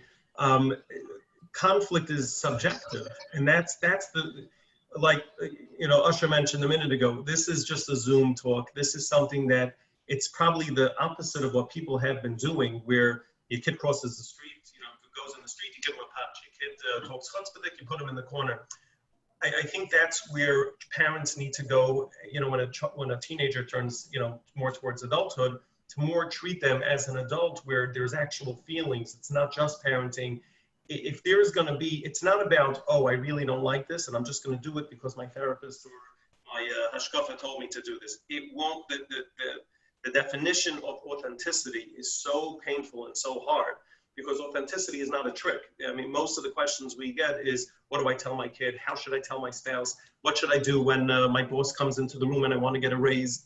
If you're going to want me to, or anyone to go ahead and give you play-by-play, it's over, right? Even coming here on this show, right? You could get prepared and you could try to understand what's going on. If you're going to come like that, it's over. And you could tell really someone that really is authentically caring about someone and not. But it's a shift that a parent has to really do to get into the kishkas of the child. But when the child is already there and mamish like pressing your buttons, you're going to need so much support. You're going to need a coach, right? Coach Menachem daily, right? You really need that. It's not going to work another way, because you're really rewinding and turning yourself around that you haven't. And if you're able to do that, there's no such words of conflict. It's not techniques. It's not, one of the biggest triggers we get is when parents come in and they say, my kid is so manipulative, he's such a liar. The parents laugh within each other and they say, yeah, remember when that time when she took the cookies and she didn't want to tell us, and then she told Maishi. They have a whole storyline about their kid as this manipulative, sadistic kid. And with teenagers as well, why is she doing this? Doesn't she know it pains us? Once those words come in, right away we need a restart. Right away you're seeing your kid as a manipulator, as a strategist. He's not. He's like me and you. He's an adult. He's like anyone that wants their needs in their unique way. I hope that answered it somewhat. Yeah, but the point is, everybody has a breaking point. Everybody has things that irk them, and they react and respond. And we're all kids at risk, if we are put into certain situations. So, in other words, you're saying if a person has a wrong perspective, then they have to reset. Could you walk through what could be everybody? I don't know if anybody is born with the perspective that to be able to deal with a kid at risk in the house. I don't know that if that's reasonable to think that anybody with all the avodas amidas and musar and is perfect. Is perfectly set up for that. How could they go through the process in a way that's both realistic and authentic, but also in a way that they feel that they're going and they're true in life, even though there's going to be these constant mistakes that they're making all the time?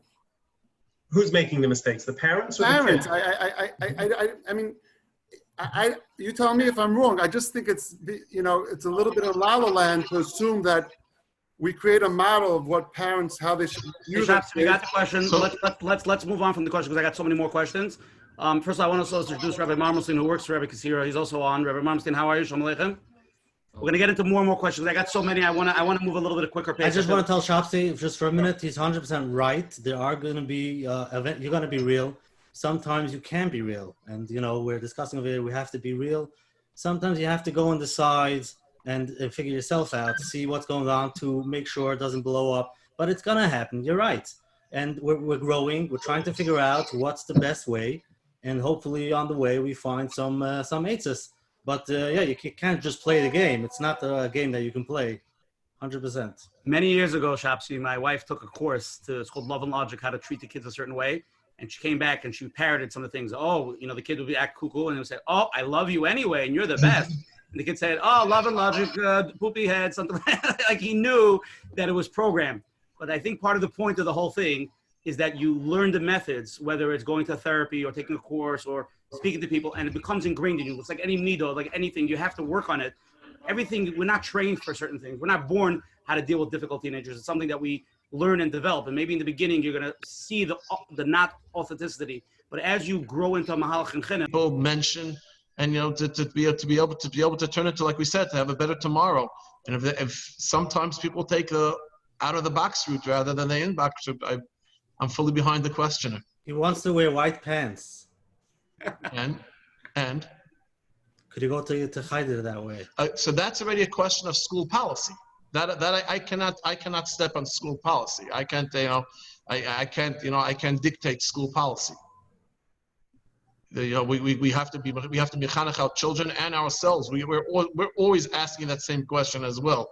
Why does the school have this type of policy even for parents? And if we decide to send to that school, we have to keep to the policy of the school. I'm not here to get into the whole, like I said, maybe that's more for the Torah and Sorah convention, school uniform or yeshivish way of dressing. But we're talking obviously ways within halacha. Then if the child feels that the self-expression will not infringe on his ehrlichkeit and his stance in the family, then by all means. Okay, anybody else who wants to ask a live question? We're getting down to the last few questions over here. Please text me right now, and we could put it on.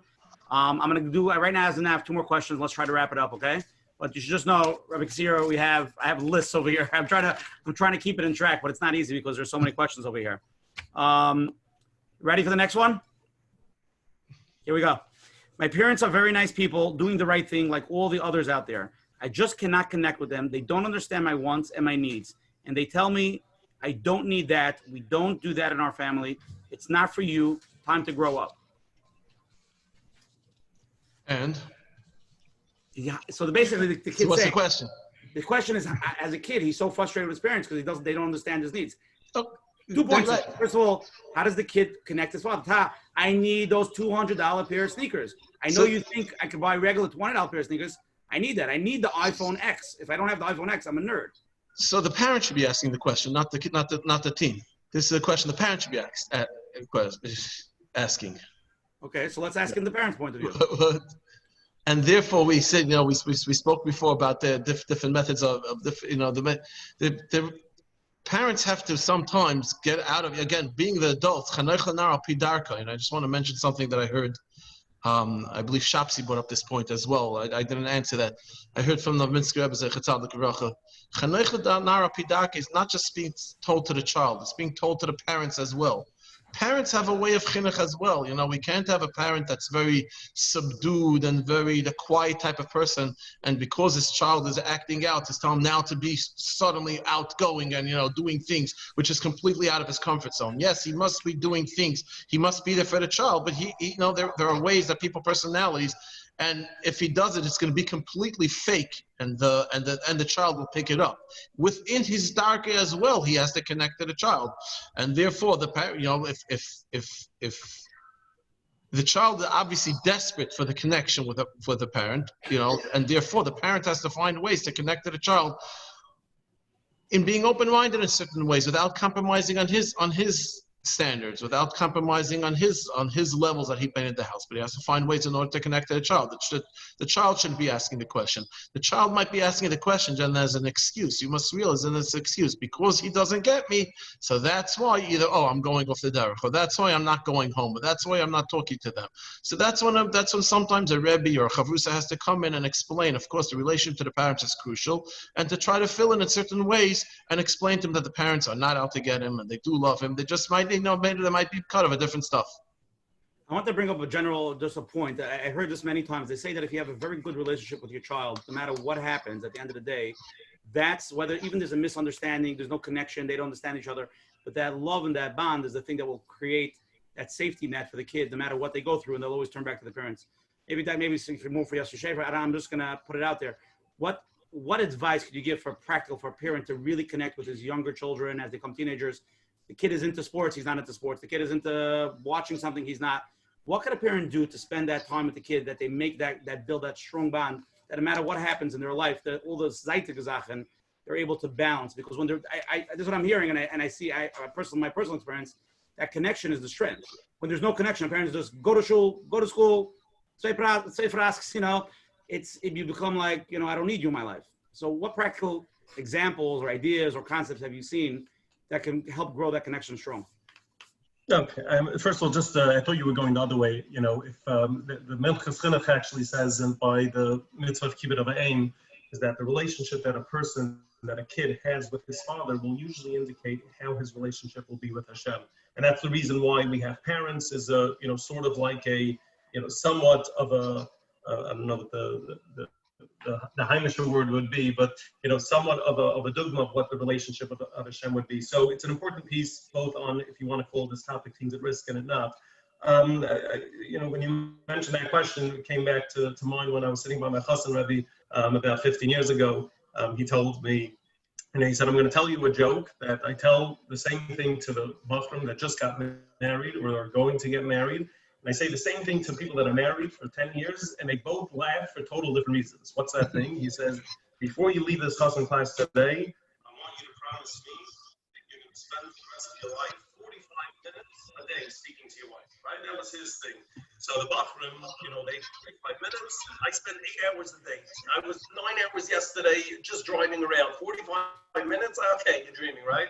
He speaks to the people married for 10 years. He says 45 minutes a day, right? Are you crazy? My therapist maybe once a week, 5 minutes, right? He got the same laugh, but for two different responses. And I think, that's when you see a new couple with a new child, typically they could spend so much pictures and time and taking them, they'll send them to Disney World at the age of 1 year old, with they're barely just developing their vision, right?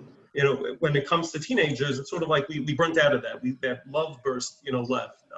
I think everyone would agree. I don't think we have to come up with a big chedushim here with the world of technology and things like that. The iPhone is still getting sued that they're trying to create addictive features. They deny it, right? And back to your question, I'm sorry, but the computer, if you should check or not, the amount of bachrim, and Rabbi Kaszirer, we could say it over here, but how many yeshivas, this come up, not a yeshiva that I know that a bachur didn't come and say they have a jewel cigarette, that they have cell phones, even if you're going to get kicked out. It's such a rampant issue with the lack of connection and just getting comfortable in that world of virtual reality. To just spend time. My kid came over to me last week, and it was a big, insight for me. And he said, "Can we speak in your office?" And, where I work. So I said, "Why don't we just speak over here?" He said, "I know over there, nothing. You're not going to get disturbed. The door's closed. Do not disturb. Your phone's off, right?" And it was insightful to me. The idea that we're so busy and that we give so much time to our spouses and to our neighbors and to parlor meetings and to business and all those things. If we just really take the time. Let's just say 10 minutes a day. 10 minutes with some clients, you have to say 10 minutes a week, right? But 10 minutes a day, it's a game changer. And how many people can honestly say they do that with every one of their kids? And obviously, if you have 8, 9, well, if you have 10 kids, it's right. It's very tough, but it is doable. And it doesn't have to be every day, and it can be once every other day on a structure. Monday night, 8:15 to 8:30 is Tati Mami time, right? And how many times the couples go on vacation, and after 3 years, and they say, "Why don't we do this more often?" And they always ask themselves, and then 3 years later, the same, we fall into that, it takes a lot of, getting back to the original questions, how do you just change into authenticity when you're busy? It's tough. It's a whole new mindset. And if you're really working to do it, you can build it. And many people at the age of 40 made that changeover, and they had very significant results. There's an idea out there to go down to the child's level and get into the interest of what interests the child. Now, we have to, like we discussed before, being aware, the self-awareness, even spending the 10, 15 minutes with that child or with your spouse, if you're ready for that. Sometimes it can be very hard for the adult to go down and talk to the child on his level, whether it's sports, whatever it is, and you're just doing it because that's what you heard is a good idea. But that's not going to last, and the child feels it. So just another awareness you should have before you spend 10 minutes You have to be really okay with whatever the child says. And another important thing, if they start talking, which that's what you want to have the connection, and they start saying things that you don't like, and you start saying, no, blah, blah, then you lost it. It's just the effective listening. Just sit there and listen and let them go on, and they will press buttons because now is the time. If it works, the connection, they start the connection and they say what they want, and you might not be happy with what you hear, but yeah. I'm sorry, Menachem, for jumping in, but let me just say, and you mentioned going down to a child's level. That's a very tricky statement because yes, we have to be interested in what the child having to say. But especially when it comes to the struggling teenager, us Rabbeim, we're very careful. You don't have to make believe you like them. You don't have to make believe that you know the latest movie or the latest. They don't think you're cool. You're not going to be cool by them in their eyes because you know the latest movie and the latest Goyish singer and what's out there. You have to be interested in what they say. You have to think. Going down to that level, I believe it means you have to think. I always say to use it, look it through their glasses. Think the way they think. Hear the way they want to be think. But especially a Rebbe and a parent as well, don't think you'd be very geschmack if then you're going to come and say, start talking about the latest movie, which is, on his or her phone. Like we've been saying the past hour. They smell authenticity. They appreciate authenticity. They want you to be you. They want you to honestly love them and not to feel that, oh, I'm just as cool as you and my geschmack is the same geschmack that you have. I think I was just thinking preventative when they're 3 years old. That's what I was thinking. Yeah, without a question. Without a question, yes. I'm putting in the plug when you're talking about teenagers that they have to be careful of that balance. If I can add that no parent is ever going to be able to see the world from the child's perspective because every generation changes so much. Every 5 years, even an older sibling can't see from a younger kid, sibling's perspective. But what's important is that the parent, or a Rebbe for that matter, explain to the kid that I know I can't see it from your perspective. Please help me try to see it from your perspective. And I know I never really will understand it, but I really want to. And let's try to meet somewhere where I can try to help you according to the way you can expect me to see it from. I heard a good line from a therapist once. They always said the time you spend with your kid is just a celebration of life, which basically means just who the kid is, just loving them for who they are, schmoozing about whatever is on their topic of their mind. That connection is the real connection. Famous joke to say, I'm sure you know this joke, right? The father and the son, they're disconnected. The son tells the father says, son, how about I do a little bit what you do and you do a little bit what I do? He brings them to shul, they come to the shir, Gavaldik, the son makes believe, boring, whatever. Says, okay, Tati, next week you're coming with me to the movie, right? Comes with him to the movie. After the movie, the son says, no, Tati, what do you think about the movie? He goes, so parents are just not going to be on the level of the kid. Okay, let's do one more question, and then we'll go to closing. It's a very good question. It's very negate to a lot of people. And then we'll go to closing. It's been a really, really good show. We had a lot of people on the whole time. It's already almost 12 o'clock, so it's getting late. Let's just do this question. I think it's a very important question. I got it in a few different versions, but we're going to ask it this way. My son has a friend that is going through a hard time and is acting out. My heart goes out to the boy, but at the same time, he's an awful influence on my son.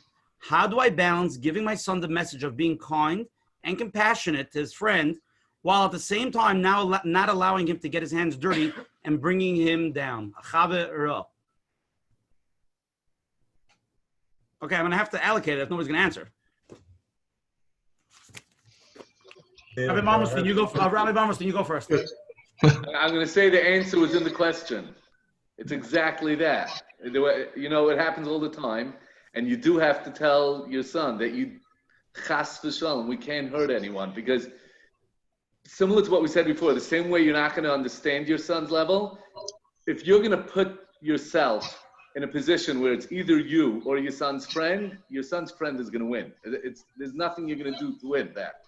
So that means you cannot chas v'shalom tell your son to hurt someone, and you have to explain that to him. And like I said, the answer is very much in the question, that you have to sit down and explain the dangers, but at the same time be super, super cautious with your son's friend's feeling.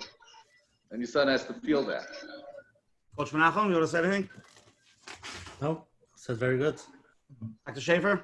I think what Rabbi Bernfeld said in a nutshell, which it lies within the answer. And I think this, I'm not summarizing here, but a majority of what we discussed here tonight was authenticity, triggered. I feel one way. How do I fake myself another way? We're living in our own heads a little, and we're trying to like control the world from the way we perceive it without tuning into this boy that clearly knows that he's smoking up and I don't, and he clearly knows that I don't, speak about these things, even with the recent question, with the teenager that talks to you about movies, right? Do we have to drain? Do we have to not? Right? Of course not. We want to stay very grounded with who we are. And sometimes that authenticity that, I don't want to listen to Goyish music while I'm hanging out with you, only because that's my needs. And I understand your needs, the validation piece. No one's going to get hurt. We don't have to make it like, as soon as we keep on walking on eggshells and we keep on trying to padre a cup, they're going to chop, and we're just going to fall into a lie after lie. And then before you know it, there's going to be an explosion. I think the premise is that we're quite honest and we're very comfortable in our skin of what we do and what we don't do, and allowing that person to, carry on with it. On a side note, always encouraging these type of kids, seek out. Not always do you, the friend, the mentor, have to have answers. Seek out help. Pushing them, sometimes being a friend with someone that's a chavara for, 3, 4, 5 weeks, months, can get them to make the finally the choice, go to Edentown, right? Or go to speak to a Rav, or go to speak to a therapist, and then you're done. But this concept that you have to change them and you have to be with them, but you have to be like them and not like them, it makes that person more and more further away. Kaszirer. Yes, I think, and I'm just going to back up what Dr. Shafer and Rabbi Murmasian said, but the question, just to address the exact question, is it the parent asking the question, or is it the boy asking the question?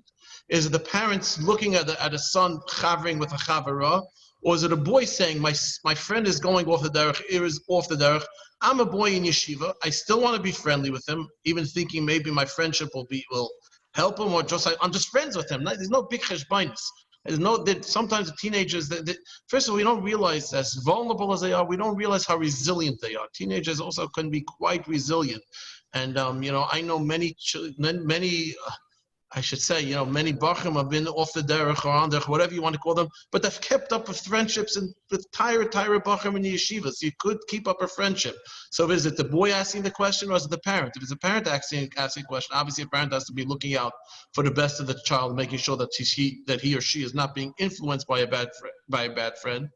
But like we know, with everything, with everything in the Davar Kaddish, if we pump kedusha, if we pump positivity within our children, they can be there. They're not there to obviously be the mekarev or the mechanech, but if they themselves are full with the proper yesodis on their own, many times they can keep the friendship to the best of everybody. Again, it's an amazing balance that has to be thought out properly with loads and loads of siyata d'shmaya. But this would go into what we're speaking all night: is that the parent asking the question is more of a control overbearing chinuch, or is it the boy asking the question, a genuine question, what do I do in this situation?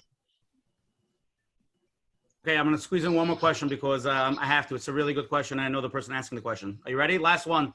Sorry, Rabbi Kaszirer. I know that tomorrow you have a very relaxing day. You can take off and chill, so it's not a big deal, Rabbi Kaszirer, right? What's tomorrow? Tomorrow, I heard you're going to Florida. Everybody in the program should know Rabbi Kaszirer has a massive groundbreaking on his on Yeshiva Eatontown, and he's redoing the whole yeshiva. It's a massive program. He specifically did not want to come on this week because he was so busy with the program. He was actually supposed to come on next week, and Rabbi Shaya Cohen from next week asked to switch because he could not come on. So we made a switch, and Rabbi Kaszirer graciously and nicely said yes. So I'm going to keep you up all night. Here we go. This is from a boy, okay? So it's a very important question. I don't know if this program is for teenagers to send in questions, but I'll see it's for that. I have a tremendous amount of pressure during the day in yeshiva. Chavrusas, shiurim, being on time, knowing the stuff, many hours, comparing to others. I don't know how much longer it will last for me. I've mentioned it to my Rabbi and my parents, and they tell me, just take it easier. I'm doing a great job. I thank them for that, but they just don't get me. The past few weeks, I started hanging out with boys who are not learning. I know it's not right, but I cannot continue like this for too much longer. Please help my Rebbeim and my parents understand me and give me some solutions. Thank you. A good boy that's stressed out. Yeah, there are many good boys that are stressed out. And the yeshivas, like we said, are doing a great a great job for 80% of the boys, but there's obviously certainly a certain amount of pressure, especially within many of the Mesifta systems. They thrive on pressure, if we could use. They'll use the term kinesai from Tarba Chachma, and the more pressure that you have, or the less you understand the Rebbe Shir, the better Rebbe he is, and therefore, many Bachim, that because of that, they don't appreciate the time of learning the time of Torah, and because of that, he tend to hang out. So I believe that the question was not a question, but more a directive that I should speak to his Rabbeim. So if he wants to reach out privately, I'll try to reach out privately to his Rabbeim, if that's what the call of action. They're on the show. If that's what the call of action provides. But taking it on a personal note, a Rebbe should notice. The Rebbeim today, we tend to call a Rebbe in Mesifta Maggid Shir, which is, Maggid Shir is what it means. He says a Shir.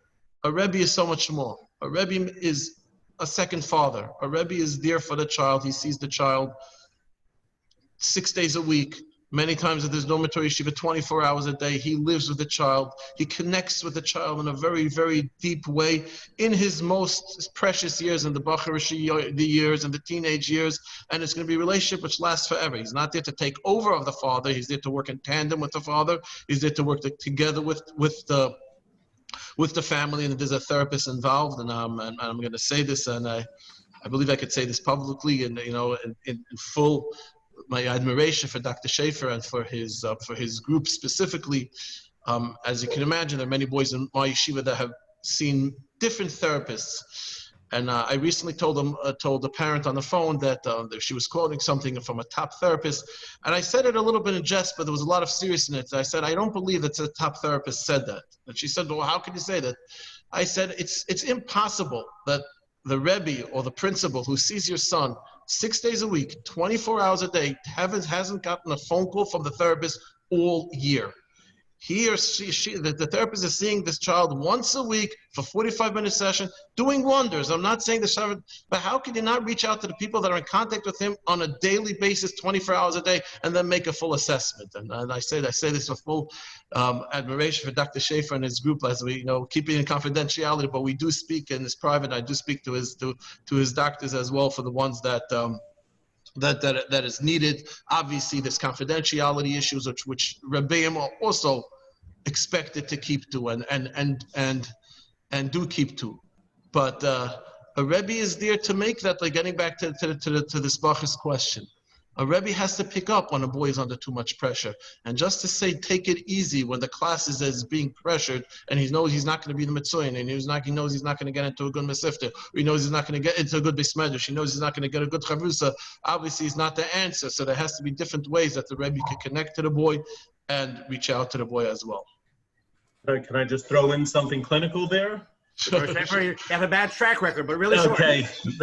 So first of all, what Rabbi Kaszirer said, and I'll say this, publicly, any therapist that doesn't make an attempt to reach out to parents and Rebbeim, it's, that you could tell if it's a top therapist or not, because like what you mentioned, I will just mention, Bernfeld spoke by a mental health conference, Dr. Shafer from Muncie, the number one diagnosis in the frum community, and especially when it comes to Bachrim, is anxiety, specifically perfectionism. And I always have this debate, and Rabbi Kaszirer will have to go offline to debate this. When we talk kids at risk, people talk abuse, people talk trauma. The number one thing that I see with the Bachrim and with the girls and the boys as well from the other practitioners is, and noted in that question, was this constant drive to do well. Like Bernfeld always says, you have these guys that come into the first day of the Zman, they're writing every single word of Shir down, they're coming early to Seder, they're leaving late at night. Right? It comes 4 weeks, 5 weeks, then he doesn't see them till Pesach. They go away. It's like as if, and then they come back the next month. Bernfeld said if he was able to be Masakin, he'd be Masakin 2 dots, by the Gemara. It's a new sugya. He'd do it every few lines because these perfectionists, they have to get the entire shir, and then once they miss it, it's all over. And a lot of boys, when it comes to Yiddishkeit, they have to do what the parents want. They have to do. And at some point, they just bust. And I think the question is a little more dangerous than it sounds. This boy sounds like he works very hard and he's just going to plot. Any boy that says that, why don't other boys say that? There's a certain rigidity, black and white thinking, which I think should be addressed. And at some point they just say, I can't live this fantasy world of perfectionism. Let me just give it all up. And that's when they give up Shabbos, Yiddishkeit. It's a downer from there. But sorry for going clinical, Rabbi Kaszirer, but the perfectionism is really, it's rampant every day in the office. And I think that's something to be addressed within the yeshiva community. I don't think we have to take this offline because I'm fully backing what you say. Yes, people like to say, and I'm going to say this publicly, all kids at risk are probably molested. No, that's not true. All kids or most kids came from dysfunctional homes. No, that's not true. The truth probably is a lot in what you said. Yes, what we said is many times a factor when kids go off the derech and boys go. But many times, like you're saying, just they couldn't take the pressure and they just give up. And therefore, we're here. And like I'm just, I don't know if Ushi wants me to say my closing remarks now. Not yet. Oh, okay, fine. Yeah. But like we said, like you said, from the clinical point of view, and I'm come from the chinuch point of view, it's Torah Tavlin, but Torah can be made sweet, and Torah can be made not pressured, and Torah can be made in a way that every boy or girl could taste it in their special way. So I'm just going to add that I think this boy is on the right track. First of all, he sent in the question over here, which is very brave, and he spoke to his parents and to his Rebbe and Maggid Shir, whoever it is. He should not stop. He should try to find somebody who he'll be able to connect, understand him, help him where he is, whether it's talking to the Rebbe or to the parent, and help him figure out what he should do in his situation so that he doesn't have to give up in a way that works for him. And Ushi, can I close up? Not yet. Wait. Whoa, that boy says. First of all, I want to give a gracious credit to all our ad sponsors this week. Again, the Lakewood Scoop, every week pushing us over here in Lakewood. Baruch Hashem, we really, really appreciate it. And he brings a tremendous crowd over here from Lakewood. Everybody has awareness. I almost called this the Lakewood Zoom program, but we have so many people coming from all over, also depending on the topic. And I was actually blown away because me and Menachem, when we started this show, we thought it would be okay. We'll try it. We got so many emails. It's such a sensitive topic. We didn't realize it when we started it. And again, like I always say with these shiurim, it's awareness. We barely touch the surface. We're just touching it. You know what I mean? We could sit on this probably for about a good 10 hours just to get a little bit into it. Rabbi Kaszirer spending 20 years in this. We can't conquer it, but I feel it was a tremendous amount of things. So again, I want to thank Lakewood Scoop. I want to thank Chazak, Yaniv, and Rabbi for always promoting us on Chazak. They have programs from children to teens, singles, couples, millennials, baby boomers, cherished seniors. Please visit chazak.org for more information. I want to say next week on the program, now that Dr. Shafer brought it up, I'm going to tie it right in. Next week, we have Rabbi Shaya Cohn from Five Towns, who started Priority One, who everybody knows is a world mechanach. We're actually going on a different level with him. We're talking about Emunah B'tachon 101, together with my brother-in-law, who is a PhD, and he works in the VA in Washington, and he deals with, guess what, Dr. Shafer, take a guess. What is he working? Specializes in? Spirituality or prisons. Exactly. He deals with anxiety. So we're going to have, and he's actually a Talmud. So it's a Rebbe Talmud, anxiety and Emunah B'tachon mix. It's going to be Gavaldik, and I advise everybody to join back. And we did come out from Rabbi Kaszirer today. It's not the molestation so much, more it's that people do have anxiety and different issues. And I think that is a big topic, and we definitely covered a lot of it, and we're taking it from all angles. So I really encourage everybody to come next week. This program was recorded. It's going to be available on www.menachembernfeld.com. If anybody has any questions for Rabbi Kaszirer or Dr. Shafer, please email Menachem Bernfeld at bernfeldm@gmail.com. We will forward all the emails to Rabbi Kaszirer, to Rabbi Shafer. They can respond if they want to, if they're available to. And we're going to go to closing. Again, I just want to say thank you to Rabbi Kaszirer, Dr. Shafer for coming on. I personally felt a huge chizuk from tonight. I feel there's tremendous awareness, and I feel that we all have to be in touch with what's going on. I do think it's a very important thing to have a connection with your child. From my personal point of view, you have to have a connection with them. You have to build it over years. It's not going to come there and just give them, two things in Musar. Go daven, go this. It's not going to work in the long term as life gets difficult. Life is complicated, and there's a lot of, as much as I know everything and I'm a worldly guy, I'm like 30 generations ago. You know what I mean? Like Twitter doesn't exist anymore. There's like 17 things more, than that. There's almost CDs in the car. We can't even find the CD. So the generation is much more advanced. They have much more knowledge. They have much more access, and the peer pressure is stronger, and the access is so much stronger. So it makes it so, difficult. And it's amazing to have a person like Rabbi Kaszirer that I know and I really admire. And I said it once to him personally, but I'm going to say it again, Barabim. as much as everybody thinks Rabbi Kaszirer is such a tzaddik, because all the boys run to him and they hug him, they kiss him and say, Rabbi, Rabbi, Rabbi, you want to learn Torah? And they're drunk on simple Torah. That's the cute part. But the part I actually know Rabbi Kaszirer more about is after that, when they get married and real life settles in into dealing with the post of that. That's the part that Rabbi Kaszirer doesn't advertise in his papers. I don't know why. But that's the real part of really being a Rebbe, not just for those few years when he's getting the tuition and he's fundraising for them, when he's dealing with them and holding through life. Rabbi Ramstein, you agree with me, yes or no? Exactly. You know what I'm talking about. And I want to give it over to Coach Menachem for closing, and then we'll have Dr. Shafer and then Rabbi Kaszirer. Coach Menachem. For another great program, and thank you, Rabbi Kaszirer and Dr. Shafer, for being here tonight. And I just want to close up with, I just remember when COVID started, people were panicking with anxiety and nobody knew what to do. And eventually people figured it out to have a challenge like what we discussed tonight, and everybody on their level. Sometimes it can be even worse than when COVID started. It is very, very, very hard. And just to have the clarity, like we discussed tonight, and the open communication, and to know when you're authentic, when not, when you're getting triggered, it takes a lot of time, a lot of work, and a lot of self-awareness. And you need to take care of yourself while you're on the journey. And so that you yourself, the parent or whoever it is, to be able to continue to have the koyach. And Hashem should send us all the koyachas. And I'll end up with what I started, that sometimes we have to realize that we did what we can, and the only ishtadlus is left is to be mispalel. The only we could continue davening, and then Hashem should do his part. So thank you again for Rabbi Dr. Shafer and Rabbi Kaszirer. You do this day in, day out, help the parents, and the shliach from the Eibshter, Hashem should help you have koyach, and you should be matzliach in whatever you do. Thank you again. Dr. Shafer.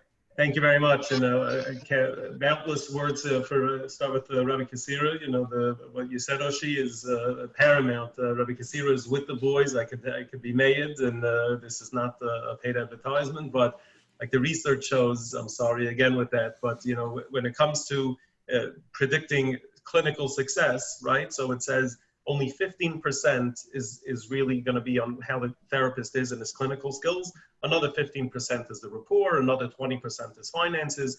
40% to predict clinical success in a therapy is what this client that's coming in, what his support system is. If he has decent parents, 40% he's there. If he has a Rav, 40%, right? Having Rabbi Kaszirer who does all the work for us and we get paid for it, and not Rabbi Kaszirer, is something we have a lot of hakaras type to. So thank you for that, and thank you, Oshi and Menachem. And I was looking at the title of Menachem's in a website.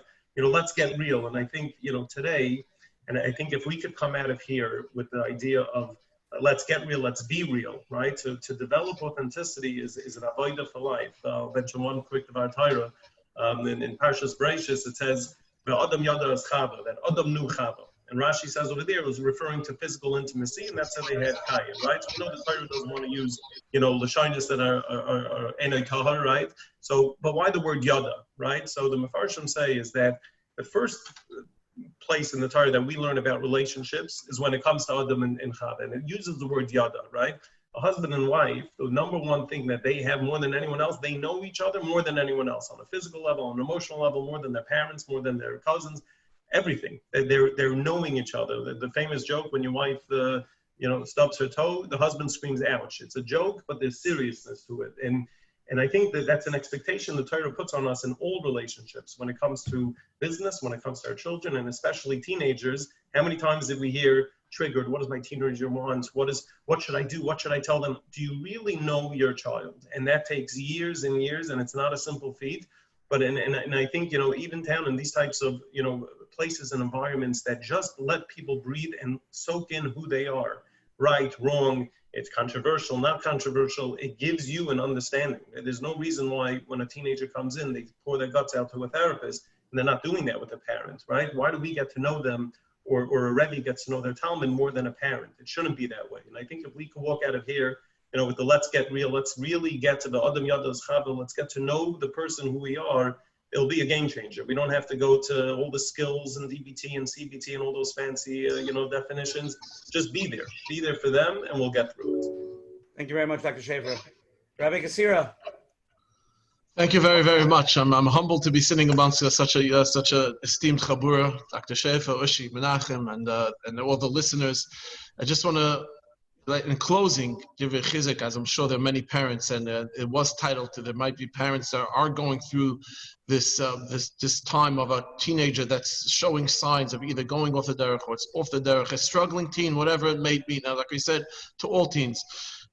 Kadosh Baruch Hu gives nisyanis, but you have to realize, Be'ezus Hashem, with the Atasat Shemai, parents can do what their koiches are. Like the Bali Musa say, children are not nachas machines. Whatever the nachas they give us is, of course, a gift from HaKadosh Baruch Hu. We have to do what's best for us as parents. We put in the avodah. HaKadosh Baruch Hu then has a plan for all the children.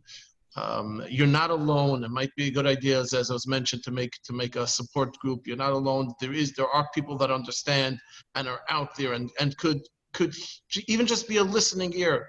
Not every question will be answered, and not every issue will have an eitzah.